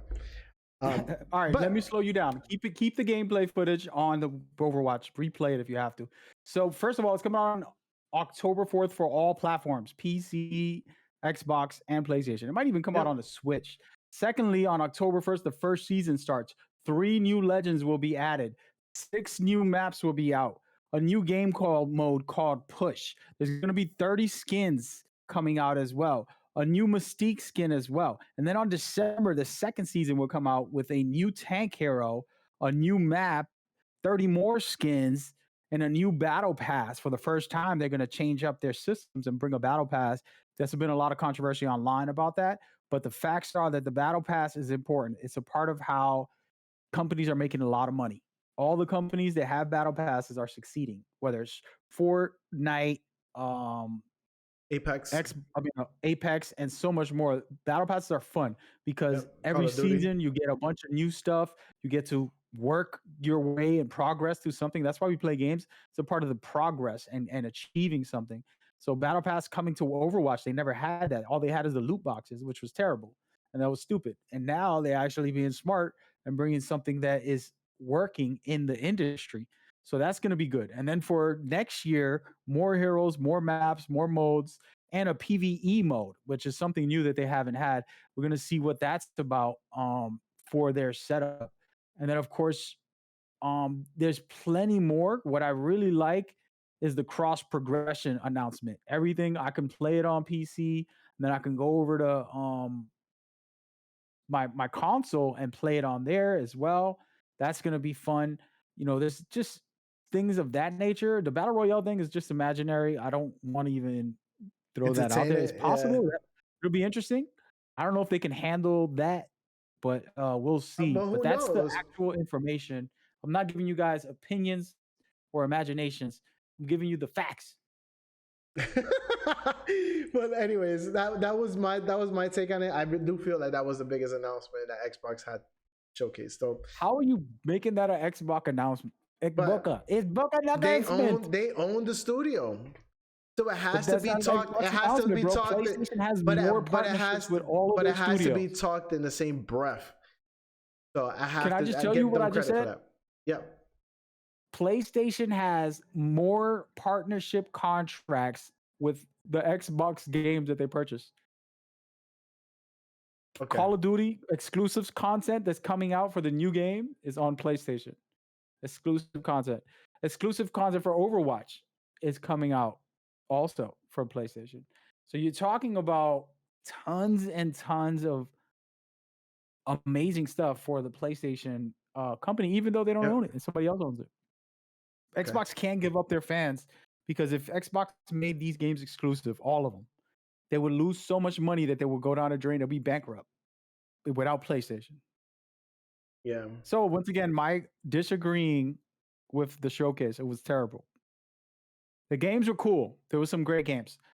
The showcase was terrible because of everything, the backlash that they got for all the bad stuff I talked about earlier. Yep. So I think, like I said, as far as the question is concerned, was Xbox showcase a success? I believe it was. I think that they did a decent job. I felt like, of course, there's so much more that could have happened. But what is your take? You disagree or you agree? That's all I got to say. Okay, That's my comment. I'm enough said. Anytime somebody asks you something and you just 100% disagree, that's the need. That's the new thing we gotta do, bro. All right, so to kind of speed things up a little bit, we have a second question of the day. Second topic is PlayStation Plus Premium. Is it worth the money? You guys don't know, PlayStation Plus has announced on Monday, it went live, was basically a PlayStation Premium service, which is supposed to kind of compete with Game Pass. They kind of did a little bit of a combination. They kind of combined what was their PlayStation Now together with their PlayStation Plus memberships. They kind of made like instead of kind of keeping the two services separate, they kind of say, you know what, we're not going to do that. We're going to do something a little bit different. What we're going to do is go ahead and give you guys certain tiered packages that you can go ahead and be a part of, and each one will have their own perks and benefits. Right, so they kind of simplified it a little bit, because a lot of times you get people that say, "Oh, but they don't even know what PlayStation Plus Now is," and if they do know, they probably like, "I don't really need that," right? But if it's part of a package, it allows more people to get involved in what was at one point PlayStation Now is a premium service, and it gets people more involved. It gets people more active on that, and they're able to kind of improve that over time and give more to the user, right? So as far as it being worth the money, so let's talk about it a little bit. Right now, I believe, I'm not mistaken, correct me if I'm wrong, $120 gets you the premium service. $120 gets you premium service. PlayStation Plus by itself was $60 for the year. PlayStation Now was $100 for the year. So you're talking $160. So in reality, you're kind of getting a discount, $40 discount, and you're getting premium services that gives you access to Ubisoft. And it also gets you access to Ubisoft Plus, gets you access to exclusive content trial. So any new game that comes out, you can try it, see if you like it, and then purchase it if you want. I believe the trial period is 5 hours of gameplay. If I'm not mistaken, 5 hours of gameplay, and So you get all that, and not only that, but you get to play a lot of old school consoles. You get to play PS3 games, PlayStation 4 games, some PlayStation 2 games. So you get to play a lot of stuff that was a lot of exclusive. That was stuff from PlayStation exclusives that were released back in the day on old generation consoles. But it also gives you the option to play other games other than stuff that was just exclusive to the series, to the platform. So not bad. I think, and also too, you can stream it, and you do have the option, for the most part, if I'm not mistaken, to download them to your actual console and play them in case you wanted a better experience instead of it being over the stream. In case you don't have a great internet connection, you can just download the game to your PlayStation and play it from there. Now, the problem that this will cause for a lot of people is, for storage on the PlayStation console is not the greatest. You do For get any console, actually, every console doesn't have a lot of for storage. any console, yes. But I feel like, if you're a person like me, now maybe if you just have Call of Duty on your console and that's all you play, kudos to you. Maybe you don't need additional storage. But when it comes to someone like me that loves playing Call of Duty, that takes up so much memory, right? But then I want to be able to play all these other games, first party titles. They are a lot bigger in size and when it comes to storage. And it does take time to download them, and if I have to delete them and download and delete them, that's a topic for a whole another day. But that it does become a little bit of a hindrance, right? Hinders my gaming experience a little bit because I have to continue to download stuff and remove it and download it, and it becomes a little bit of a hassle. But like I said, at the end of the day, you do have the option to download these to your console. Gives you a little bit of better experience if you don't have great internet connection. So as far as it being worth the money, you're saving $40 if you do own both services, and you're gonna get a little bit more because you're getting the Ubisoft Plus, and you're also getting the option to try out new games. Those two things alone, without even the experience to be able to, without even having the capability to play older games, which it does have, I do think it's worth the money. And anyone too that's had PlayStation Plus and had PlayStation Now, what I noticed I got it right away. I got the premium service right away. I didn't even have to pay additional money to have it because I was already in contract with them for PlayStation Now for a whole another year. So my contract is still good and is valid. So I didn't have to repurchase or anything. They kind of just gave it to me. So that's kind of like my overall take. I do agree. I do feel it's, for any gamer, I feel like services like this does work in the gamer's favor because, and now they're a little bit more competitive with Game Pass. But we'll talk about that a little bit later. I just want to talk PlayStation and congratulate them on what they're doing. And I feel like this is for the consumer. This is for us gamers, right? This was made for us, and I feel like it was well put together and well thought out. Let's see if the price stays the same next year. But as of now, it's definitely good value. I think you will get good value. Never mind, you do with the PlayStation Plus, you do get a lot of free games too. So every month they got from PlayStation 5 free games to some of these indie games you have to pay for, you get them for free. A lot of games some games that came out in the past, you'll get those for free. I believe last month they even gave out FIFA 2 on 2022, I believe, if I'm not mistaken, was free, right? And a lot of people will say that's a big game, but there's a lot of games like that they will put out on the market and give you like really good value for what you're paying for on your membership. So definitely worth it. Go ahead and pick yourself up if you have PlayStation. Go get yourself the premium. Spend the extra $60, and you will not regret it because you're gonna get a lot more bang for your buck, and you'll be able to get the full experience of what PlayStation has to offer as far as what they offer for services. So that's my take in a nutshell. Tell me what you think, man. What do we talk? What's going on? I can't agree to disagree on this one. I wish I could to make it interesting, but the facts are that you're getting 800 plus games. You're getting all the greatest games of all time. When you think of the last 10 years, 20 years, whatever PlayStation's been around, when you think of games of the year for the past whatever amount of years recently, for 10 years now, it's always PlayStation games or multi-platform games. It just shows you how good it is. And the thing with it is you're getting all of that. And if you're like me, you play a lot of games, but you always miss out on one or two good games. For example, Guardians of the Galaxy, I'm playing right now. A bunch of games. Cloudy made a point that I think he was trying to diss and complain about PlayStation where his storage was bad because he couldn't fit all the games. I actually think that's a compliment to how many good games they have where you're not just playing only one game because they don't have much to offer. The I went crazy the day that this PlayStation Plus came out, and Cloudy can tell you, I left him a long audio. I do audio messages on the phone to him. Shh, don't say nothing because I know he don't like them. But so, anyways, so I did an audio complaining that I don't have any storage. I have a terabyte on my PlayStation 5, plus I have 4 terabytes on my external. I filled them both up when the PlayStation Plus Premium came out because they had so many great things and so much amazing stuff. Now they had games that I already got, like Ghost of Tsushima, one of the greatest samurai ninja game ever made. They had games that were day one releases, which was like Shadow Warriors 3. I did a review about that game. And that is another conversation after we'll talk about like how PlayStation has released day one games and no one even notices it because they're not overhyping it. They just do it casually.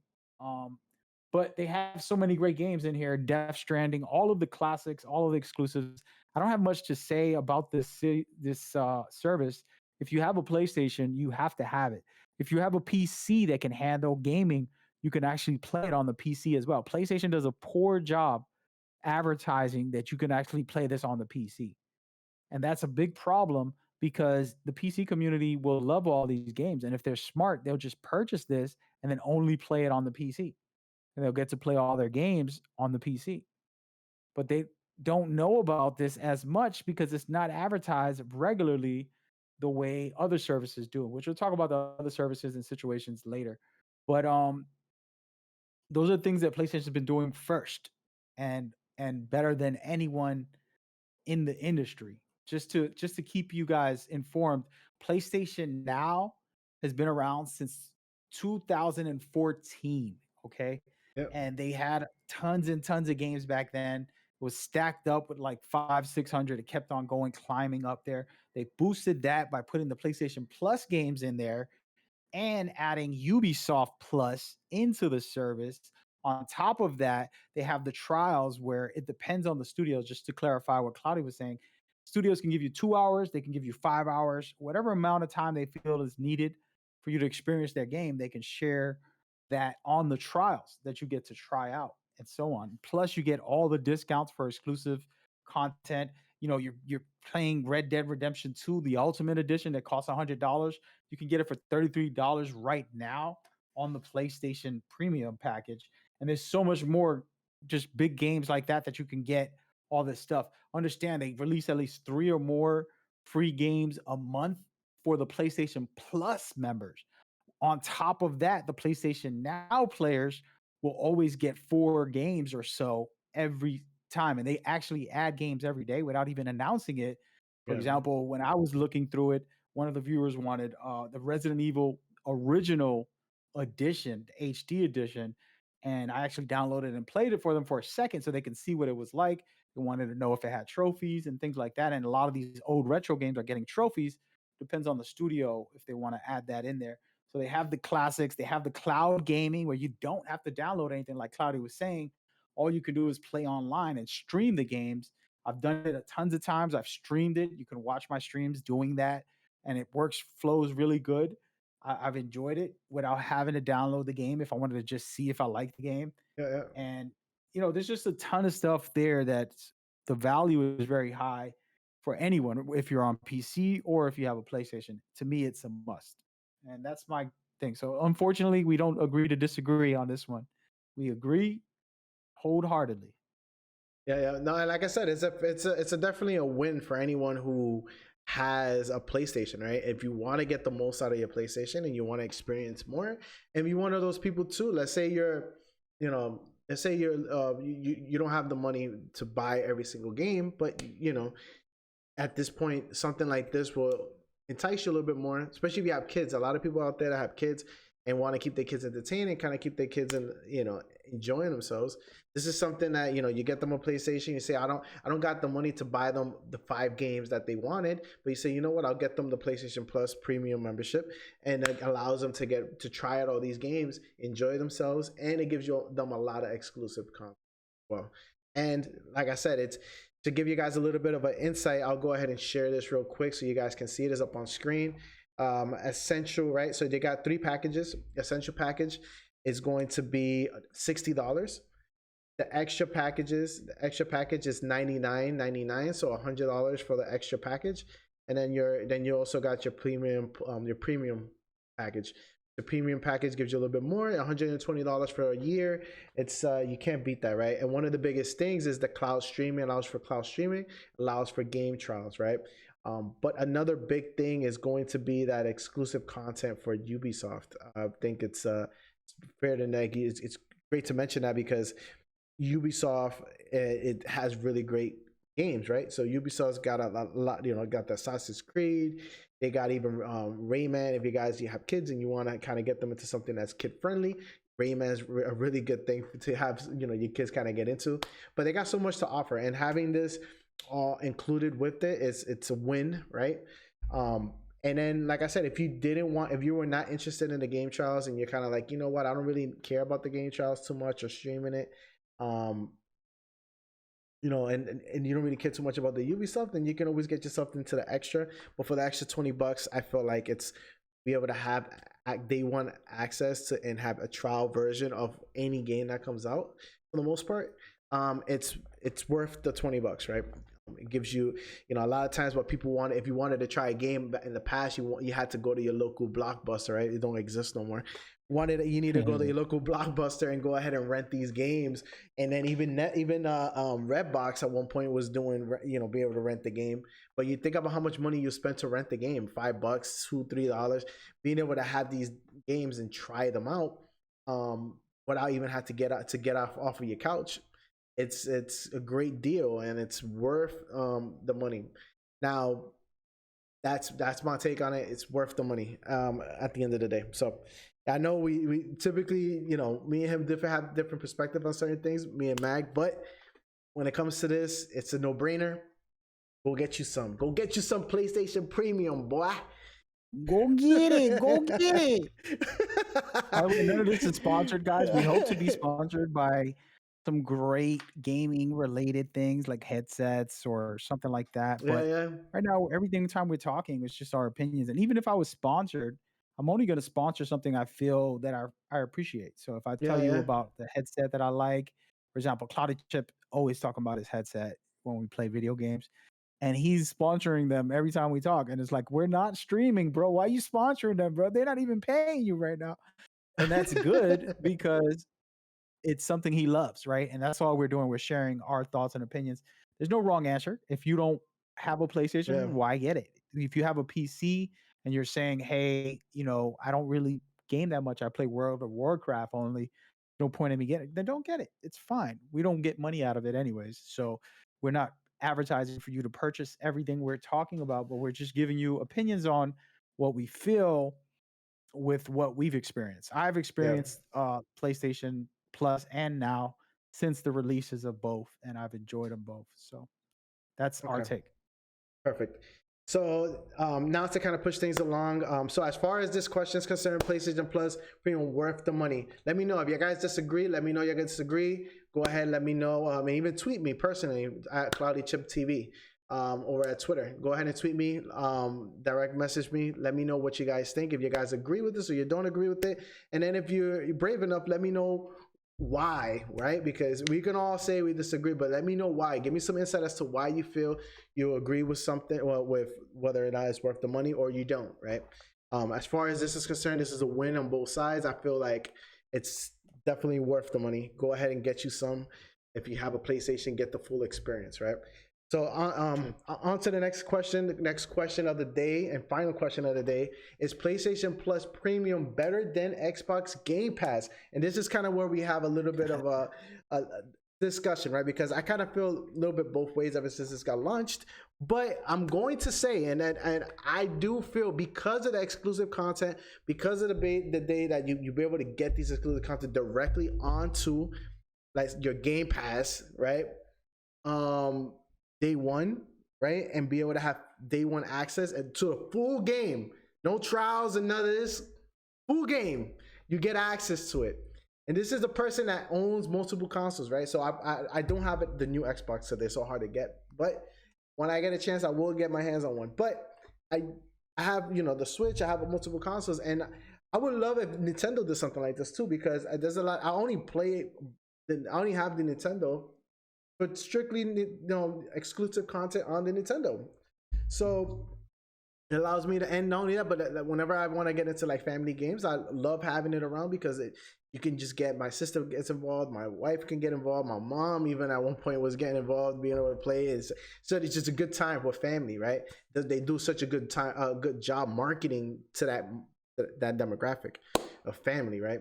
But I feel like having access to exclusive content day one and being able to have that at my disposal at any time makes it so much worth it. And I feel like it's because of that and that alone, I feel it's better than what PlayStation is offering right now because I feel like having that day one content, let's say, and the reason why I say this, and I'm saying this from two perspectives, right? Let's say you're an Xbox person, you love your Xbox, you have it, right? PlayStation, and you're not really into first person games, like single player games. You're more about a multiplayer type of guy, and you're like, you know what? I love my Xbox, I love the community it has. I have my friends on there, whatever, right? And you're just loyal to Xbox. But then you have a PlayStation, but you really game on your Xbox. Then you can say, you know what? I love some of the stuff that PlayStation puts out. But in order for me to play the exclusive content, like I have to buy all these games over there, but that's not my main console. Why do I, why would I do that if my main console is my Xbox, right? Now you have to sit there and you have to spend $60 for every exclusive game that comes out that you want to They don't have many. But on the Xbox, you don't have to do that, right? You can just get access to it day one, and you go ahead and you'll be able to play it full game, and anytime you can get on with your friends. I think that's going to change. I have a feeling that's going to that whole aspect is going to change over time. And I say, keep an eye on it, especially with PlayStation putting the pressure like they are with this premium package. I felt like I think the Ultimate Game Pass was $15 a month or something like that. It was pretty expensive. Now it was $10. I was paying $10. I had a $10 package, but then they came out with the Ultimate, was $15. And having PlayStation put together a package like this, I can see Xbox changing some things, and I can see them doing something similar and having a tier package, and that will be the standard for gaming. PlayStation's kind of leading the way when it comes to that. But I could see Xbox kind of saying, you know what, Game Pass, we're gonna put it together with the Xbox online, so you don't have to pay for your membership separately. You just pick the tier you want. You'll get access to our Game Pass. Together with that comes this and this, right? And that's how I feel. I feel like as far as value, just because you get access to full games day one on the Game Pass is what makes, to me, Game Pass a little bit better than what PlayStation offers. And the reason is because a lot of times you're gonna get people that, you know what, I don't need to go back and play those games I already had in the past. Maybe you get people that will, but at the same time, it's like, you know what, like I want to be able to be in tune with the hype, right? So you get, my friends are hyping this game up, and all the, so everybody's talking about it. It hasn't even launched yet, and when it launches day one, I can go ahead and play it. And even if I didn't have the money to pay for it at that time, because I have my Game Pass, I'm able to go and enjoy it with the rest of the world. And this is what I mean, is being in tune with the world and being able to enjoy games to that extent allows Game Pass to be in a class of its own because of that. So I because of that feature and that feature alone, I feel like it holds up. So that's my take on it. Let me know if y'all agree or disagree. But like I said, PlayStation now has been around for a long time, and my thing is that with Xbox put out the Game Pass, it was doing some really great things, and I feel like it was it watered down what PlayStation was doing with their PlayStation now, right? And PlayStation now didn't seem that much appealing as Game Pass was. But now that PlayStation has this premium package, the fact that they offer a little bit more, like the game trials and they offer the Ubisoft, they do sit in somewhat of a competitive standpoint. Now they are competing now, and I feel like like I said, all they need to do is just give us a little more PlayStation, give us a little more. But but I'm sounding like these people. It's free. Give it to me. I want it. Right? I sound like that. I sound like that, like the president. Like, yo, if it's free, give me everything free, right? But now, no, I don't expect everything to be free. I expect to pay for what I want to pay for it. I just want to see what gives me the most value. And like I said, having stuff day one, pretty nice. So, that's my take, man. I can read your mind, bro. All right. Are you done or you finished? I'm done, bro. I'm done. All right, ladies and gentlemen, first and foremost, I would like to counter his claims here. The only thing he said was that the day one pass is great. Other than that, these are the things that he said. He said he wishes Nintendo couldn't have this service because they have the exclusives, which is true. That has nothing to do with a point about Xbox. That just has to do with wishing Nintendo had it because they have better exclusives. Secondly, he said, maybe, I think, I hope, I dream that they will get exclusives. But we just saw their showcase. They said for the next 12 months, these are the games that are going to release. And their showcase was a dump fest. And it's like, okay, 12 months, you're going to pay for the service for 12 months of the games you're not going to play. Come on now. Secondly, he said, now that I see that the premium came out, hopefully Xbox changes some things. All of those were excuses and justifications for a service that is not worth compared to PlayStation. Now, on its own, as he was stating a little bit, if you own an Xbox and hey, that's all you got, go ahead, get the Xbox Game Pass. I have it on PC. I actually happen to play all of the day one games that are interesting for me, which is very few. But when they do have one, I'll test it out and say, yeah, I definitely want this game. So it's a nice feature if you have this service for specific reasons. Either you have a console or because you have it on PC, they put it out for $1 for a couple months and you could have it for 3 months for $1 each month. So there's that reasoning. That's the only reason, is to do the day one passes for mediocre games for the most part. There's not a game of the year on the Game Pass till this day. Okay? Sorry. There's not a game candidate. Never mind game of the year. Now, saying that, I'll explain it like this. I did a whole video, actually. It was about 1 hour and 10 minutes of all the data. And I'll just kind of memorize some of it. 460 games on Xbox Game Pass. That's all they have. And a lot of the games expired because they only have contracts for a very short window. Okay? PlayStation has over 800. The difference between PlayStation and Xbox is PlayStation has not only Game of the Year exclusives that they give you, they also give you the partnerships with Capcom, which give you Resident Evil, which give you the Street Fighter access to all of the Street Fighter games, which gives you all of the Ratchet and Clanks and all the great games that you get, like Infamous, which also gives you Final Fantasy, a game I never played, but they have so many games from Square Enix. All of Square Enix, they're partnered with PlayStation as well. Their partnerships are very strong, partnerships supporting them, and they get exclusives for their consoles because of that. And you're getting all that access automatically first with the PlayStation. And there's not most of those are not on Xbox. And all of the games that are on Xbox are on PlayStation. We did a comparison of the games. We looked up each one by one and seen if they have the same game on both consoles. And a lot of them are on there except the Xbox exclusives, Gears of War, the Forzas, Halo, and all those things. A lot of them are all on PlayStation on top of what I just explained with the exclusives and the partnerships. Okay. So the idea that if I had to choose one or the other, there's no conversation there. But the only conversation is when you have an Xbox only. If you don't own a PlayStation or you don't own a PC, you don't want to play the PlayStation games on PC because you'd rather play it on a console. And I get that. But if you have a PlayStation 4 or a PlayStation 5, it is worth the premium compared to the Xbox. It's Yeah. data proven, factual stuff that say, damn, this has a lot of stuff. If you had to choose, let's say you have all the consoles and you're like, which Yeah. one will I get? Nintendo, Xbox, or PlayStation?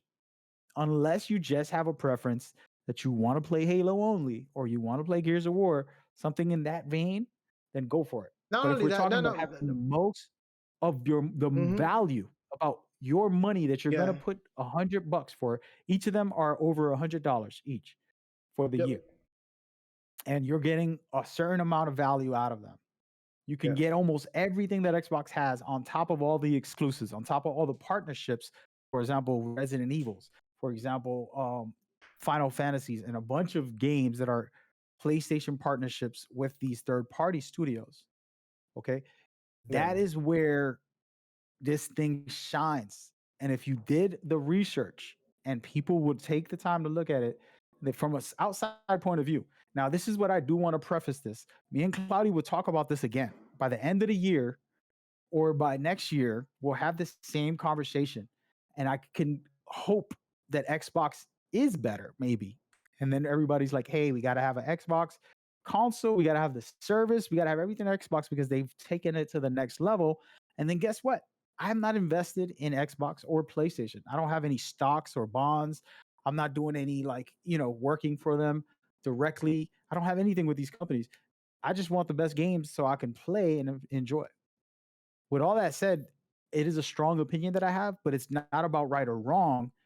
I'm just stating some of the facts. And then I'm also saying that it can change. So maybe a year from now, next June, Xbox will start announcing crazy games. But so far, they announced the 12-month games that are going to release, and none of them were spectacular enough to make you want to buy their console.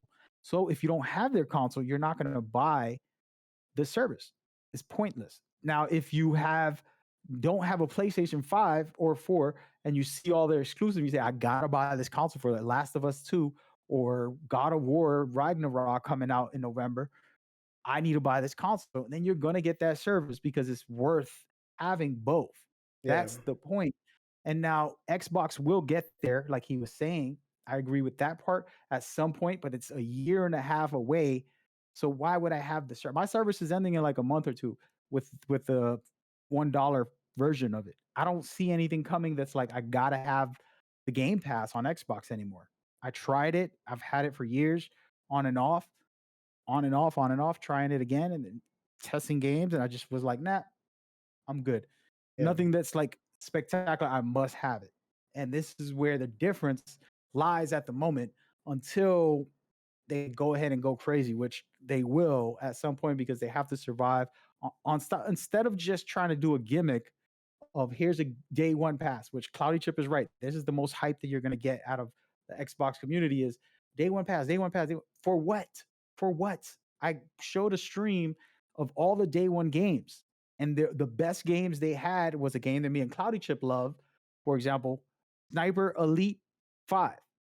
That game is It on was there. it was And then you go awesome. down the list, there's mediocre, mediocre, no good, no good. I don't want that. I don't want that. I don't want that. And there's a long list. You follow what I'm saying, Claudia?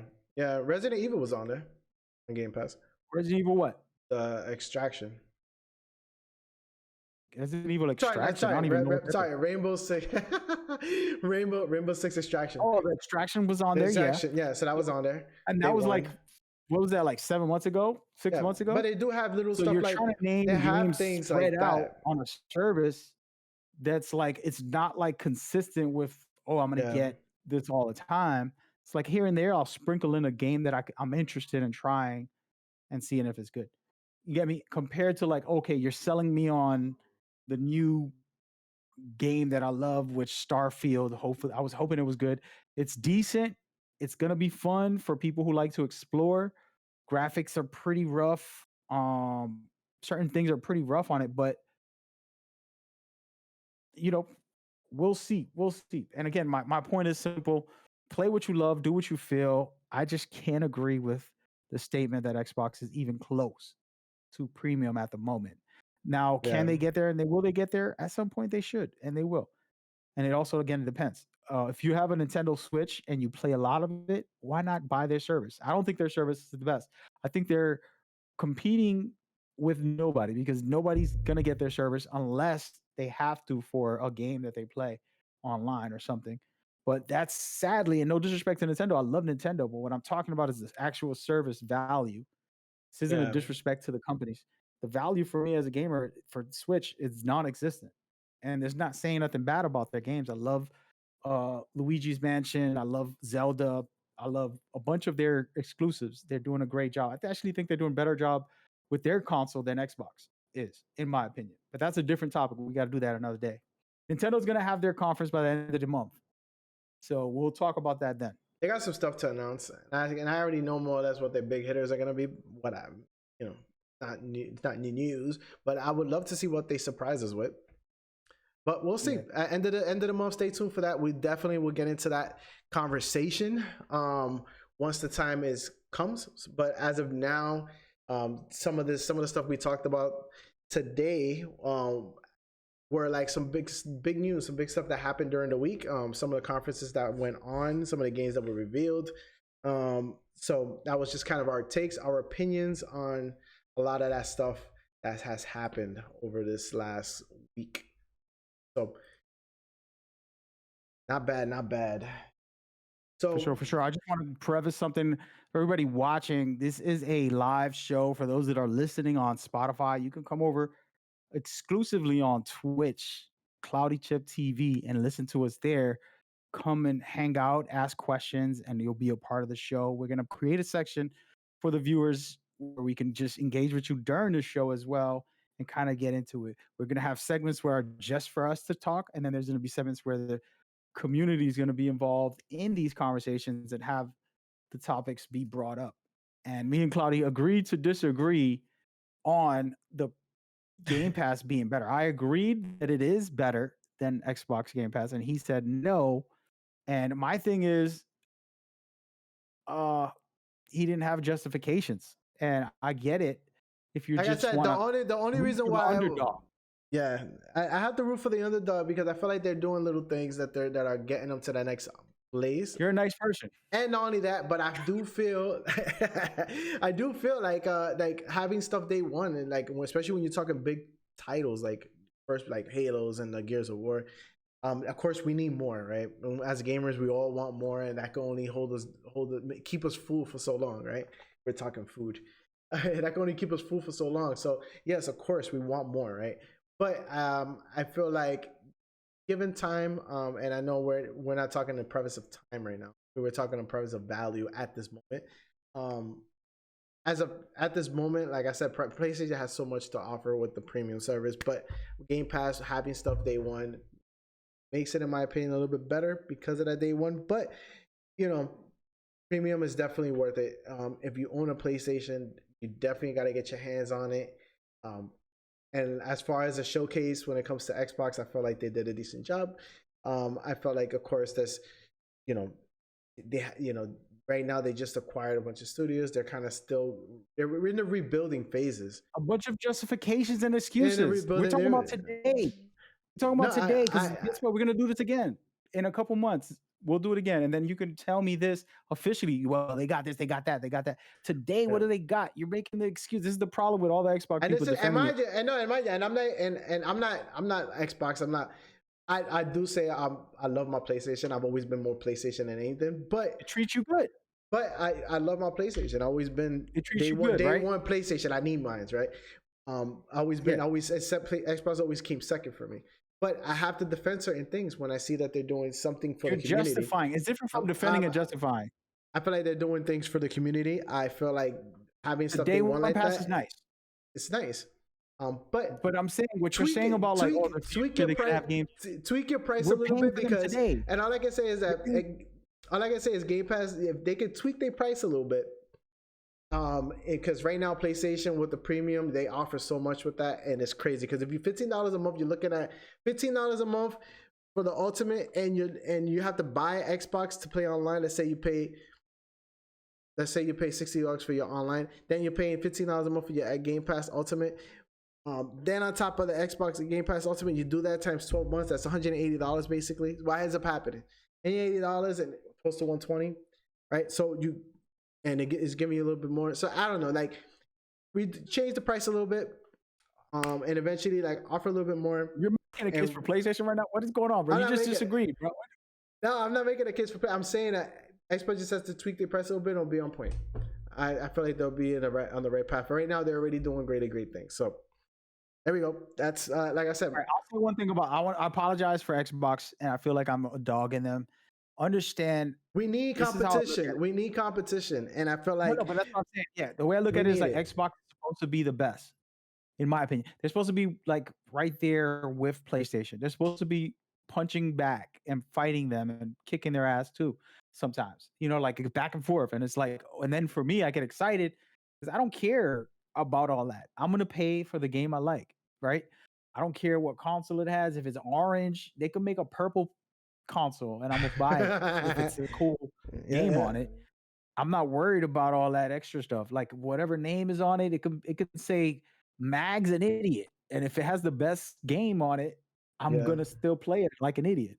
Because that's what matters to me, the game and enjoying it. And that's all that matters to me. So my problem is at the moment, Xbox isn't the top dog that they should be. And we know they are. They've been on and off throughout their career top dog. It's like a basketball team. We just watched the NBA Finals, by the way. And if you're watching this later, it is June 18th. The Boston Celtics lost to Golden State Warriors. Golden State Warriors won 4 in the last about 7 years, or whatever it's been. And the truth is, the Warriors meant to be there. They're a great dynasty. It wasn't like if it was a fluke that they got there. They already got there 3 times before recently. And Boston was a new young team that was inexperienced. And that's what I said. I said Boston was going to win because I live in Boston, because I wanted them to win. But I also said, and if you look on my Twitter, Boston is inexperienced. Golden State will dominate them from the experience alone. That's what I said. So even though I predicted Boston to win, I said Golden State can dominate with their experience.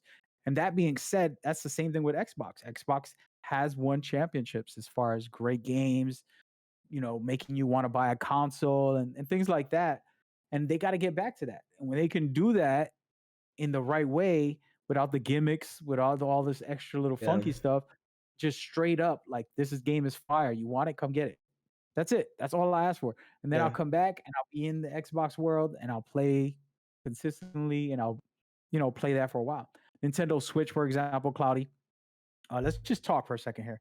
So, Cloudy, you let me borrow your Nintendo Switch, right? And I played it. I was really into it. I stopped playing it because I was so into the game. I was going to my nephew's house and playing their Nintendo Switch. We were playing like Mario Paper, whatever it's called. We were playing Luigi's Mansion, the whole game. We started playing a lot of games and I got into it. But yours that you let me borrow was sitting on my desk collecting dust for months, bro. And I wouldn't even look at it. And then when I would see it once in a while, I'm like, oh my God, I got to give this back to Doughboy. It's like, people, and I've done this plenty of times. I've borrowed something forever. Have I not? Yeah. But let's not get into it. I borrowed some things forever and it's not intentional. It's like, it's just hiding somewhere in my house. I got a bunch of nonsense in here and I'm sitting there with a pile of junk. And no disrespect to Switch, it's a great console. I have fun playing in my nephew's house. I went over their house every day to play these games with them, to share time with them, help them do their homework, and then we play the game. That's what I used to do for my sister, just babysit and she'll go do her thing. But I stopped playing it. And now be honest with me, Cloudy, the reason I'm bringing this up, be honest with me right now. When was the last time you played the Switch? And don't defend them and try to make excuses for them. The last time I played that right now. No, I'll tell you. The last time I played was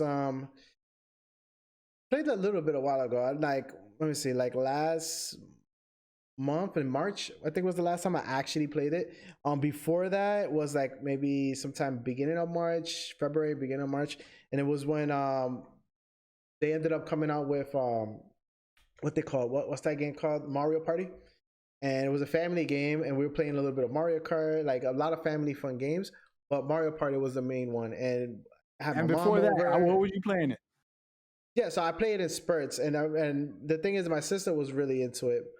So right now she has it in her house, and so she's collecting actually dust on it too because she's probably not playing it no more. no. She every time I went, the last couple of times I went, she was playing Mario Kart and kind of enjoying her time. So last couple of times I went out, I saw her enjoying it. And she, and I know she don't really play video games like that, but she loves Nintendo. She loves those games like fun. that. So family friendly. Yeah, so that if I had to say, that was it. And so I don't play it on the daily, but so we can both agree. So it's not Switch service. It's not something that I'm on. Yeah, it's not on the top 2. Nintendo separate question. Wait, Nintendo service is trash. Sorry, but what they offer is trash as a service. It does not compete with Game Pass or Xbox or anything. They're trying, but the thing is like they keep messing it up. And I don't want to get into it. That's a whole different topic, bro. But it's a different show. We got to do a whole show for this. A whole show just for that, because it's crazy to me about how many times they trying to implement something that's a subscribe, like a subscribe, you pay for PlayStation Plus, you pay for your Xbox, right? Game Pass or whatever. So you have these services, and Nintendo's trying to get in on that game, but they're dropping the ball. They're not they're trying to do things their own way, and it's okay to be creative and want to do things your own way. But you see what works in the industry, you see what's working in the industry, and you're trying to do your own thing to the point that it's like, what the hell are you doing? Why are you doing it this way? And it's like, don't scream at me because I'm not screaming at you. But at the same time, it's like, you know what? Let them learn. Sometimes you gotta let them fall on their face, so they can eventually learn how to walk and then do things the right way. So it's like, you know what? Keep falling on your face. Eventually, hopefully you get it right. And you might not get it right this console. You might have to redo another console to hopefully get it right. But that's a tough combo to get into, bro. But I don't want to get into it. But that's a whole different conversation. But if I had to say, the service, I don't feel like it's worth it. I don't feel like it's worth it. Let me just pause you there, because so I just buy as far as exclusives is different. Xbox, Nintendo dominates when it comes to IPs, and they dominate when it comes to exclusive. They're better than Xbox. Of course, you can't compete. Not even PlayStation to some degree can compete with Nintendo. Whoa. IP wise, I'm talking about. Because IP, yes, bro. Have you not seen there's nothing bigger than a Yoshi and a Mario. I'm sorry, bro. It is transcending it to the point that it through all cultures. I'm talking about even anywhere in the world, it's a thing. Not only that is anywhere in the world that Nintendo, that those IPs stand on their own. Like you know what it is. It's to the point that where you put that face or that content or whatever Nintendo brings to their IPs, even music, nothing comes close or touches it. And I'm sorry, PlayStation is not even coming close to touching Nintendo's IPs. And this is not coming from being a fanboy or anything. This is just strictly saying what it is. Bro. That's why. Anyways, let's not get into that. That's a whole different topic. Stay tuned, because I have a feeling this is coming in the near future. We're gonna have a really deep conversation. Once a Nintendo Direct event is coming at the end of the month, and all right, I'm predicting. Let me predict on another insider information for you guys. Let me just look at the date today. On the 29th will be Nintendo Direct. On a Wednesday, we're gonna have a Nintendo Direct. That means on Saturday we can talk about it, which is July 2nd, and so on. So we'll get into that topic. It's gonna be really good, because I disagree with him already. With the IP thing about PlayStation. PlayStation has the crazy IPs. They basically created all the greatest franchises. IPs, but give me one IP. They made Final Fantasy, basically. Any game that you could think of. Tekken, they're the ones that brought Tekken to the world. The face. That represents an IP, a face that represents the franchise that's bigger than Mario. An IP is a property, bro. I know that. Bigger than Mario. Don't lie to yourself. Don't do it to yourself. One No. I'm talking about Mario is one IP. I know that, but I can keep going. I can keep going.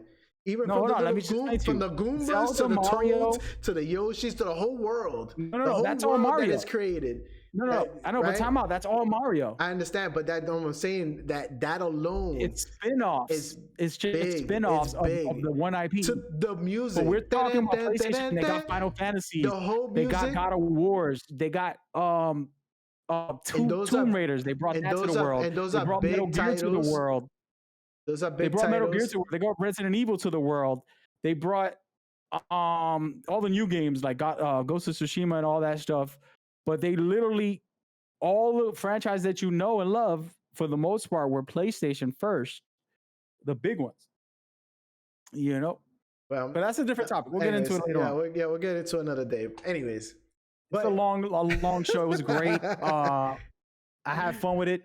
Apologies to the Xbox guys. Listen, we want this to be great, and we want to enjoy them. We'll play with you. Don't worry. Once those games come popping, we'll be right in that console, making it happen. Besides that, that's my apology letter to you guys. It was a fun show. A lot of good back and forth about some of this stuff. Yep. Agree to disagree. You can catch us on Saturdays, but also just hit us up on social medias and follow him on. Again, you can go to CloudyChiptv.com actually, just to make a public announcement right now. His website is officially up and public. Anybody can go over there, check out some of the podcasts, check out some news. He's actually posting up some information. I'm not going to get too crazy. It's still pretty new, but it's still a lot of work it needs. But it's in the progress. It's in the process. But it's in the process. But the point is we got a lot going on. You can hit us up. I know I got a lot going on my own. I always bring the content as much as possible. And this show right here, definitely, I'm a part of it as a host. And we want to keep you guys entertained and have some fun with it. We're going to bring some community stuff for the future. I have some other ideas that I want to share with Cloudy in the future. Yeah. And it should be a good time. So that's it for me. Thank y'all for watching. This is Mad Gamer INC. I'm going to let Cloudy Chip close it out. Yeah, appreciate you guys for kicking it with us. And like Max said, it definitely was a long conversation, but it was definitely worth it. It was one that had needed to be had, and there's so much more like we're gonna be talking about in the future. So go ahead, if you guys are not following or are not subscribed, go ahead and do that, and catch us on our Twitters if you want to, get in contact with us privately and be a part of the conversation. You guys know you're always free. Be involved in the chat, and we can go ahead and have a conversation, and we can talk more about this, right? And we'll go ahead and we'll keep bringing this to you every Saturday at 1 o'clock Eastern Standard Time. Is when we'll start the show every Saturday. Just to kind of give you guys some insight. As of now, that's the time. That's what it stands. Yeah, we'll change it up, and we might have some pre-recorded shows too, just because going live every single Saturday might not be a thing. So we might have vacation. We might want to, for example, go camping for a couple days on a weekend and just kind of live a little. So you're gonna get the show consistently. We'll have some fun with it. Either way, we'll keep you guys updated every week, guaranteed. Just stay up to date with us through social media so you can know what's happening, so we can keep you informed. Yep, perfect. All right, so I think that is all for me. Mag, thank you for joining me. Thank you for being a part of this. Thank anybody who's been watching. Like I said, feel free, be a part of the conversation. And I'll catch you guys on the next one. And keep it rolling. Keep it rolling. Keep it rolling. All right, I'll see you on the next one. Peace.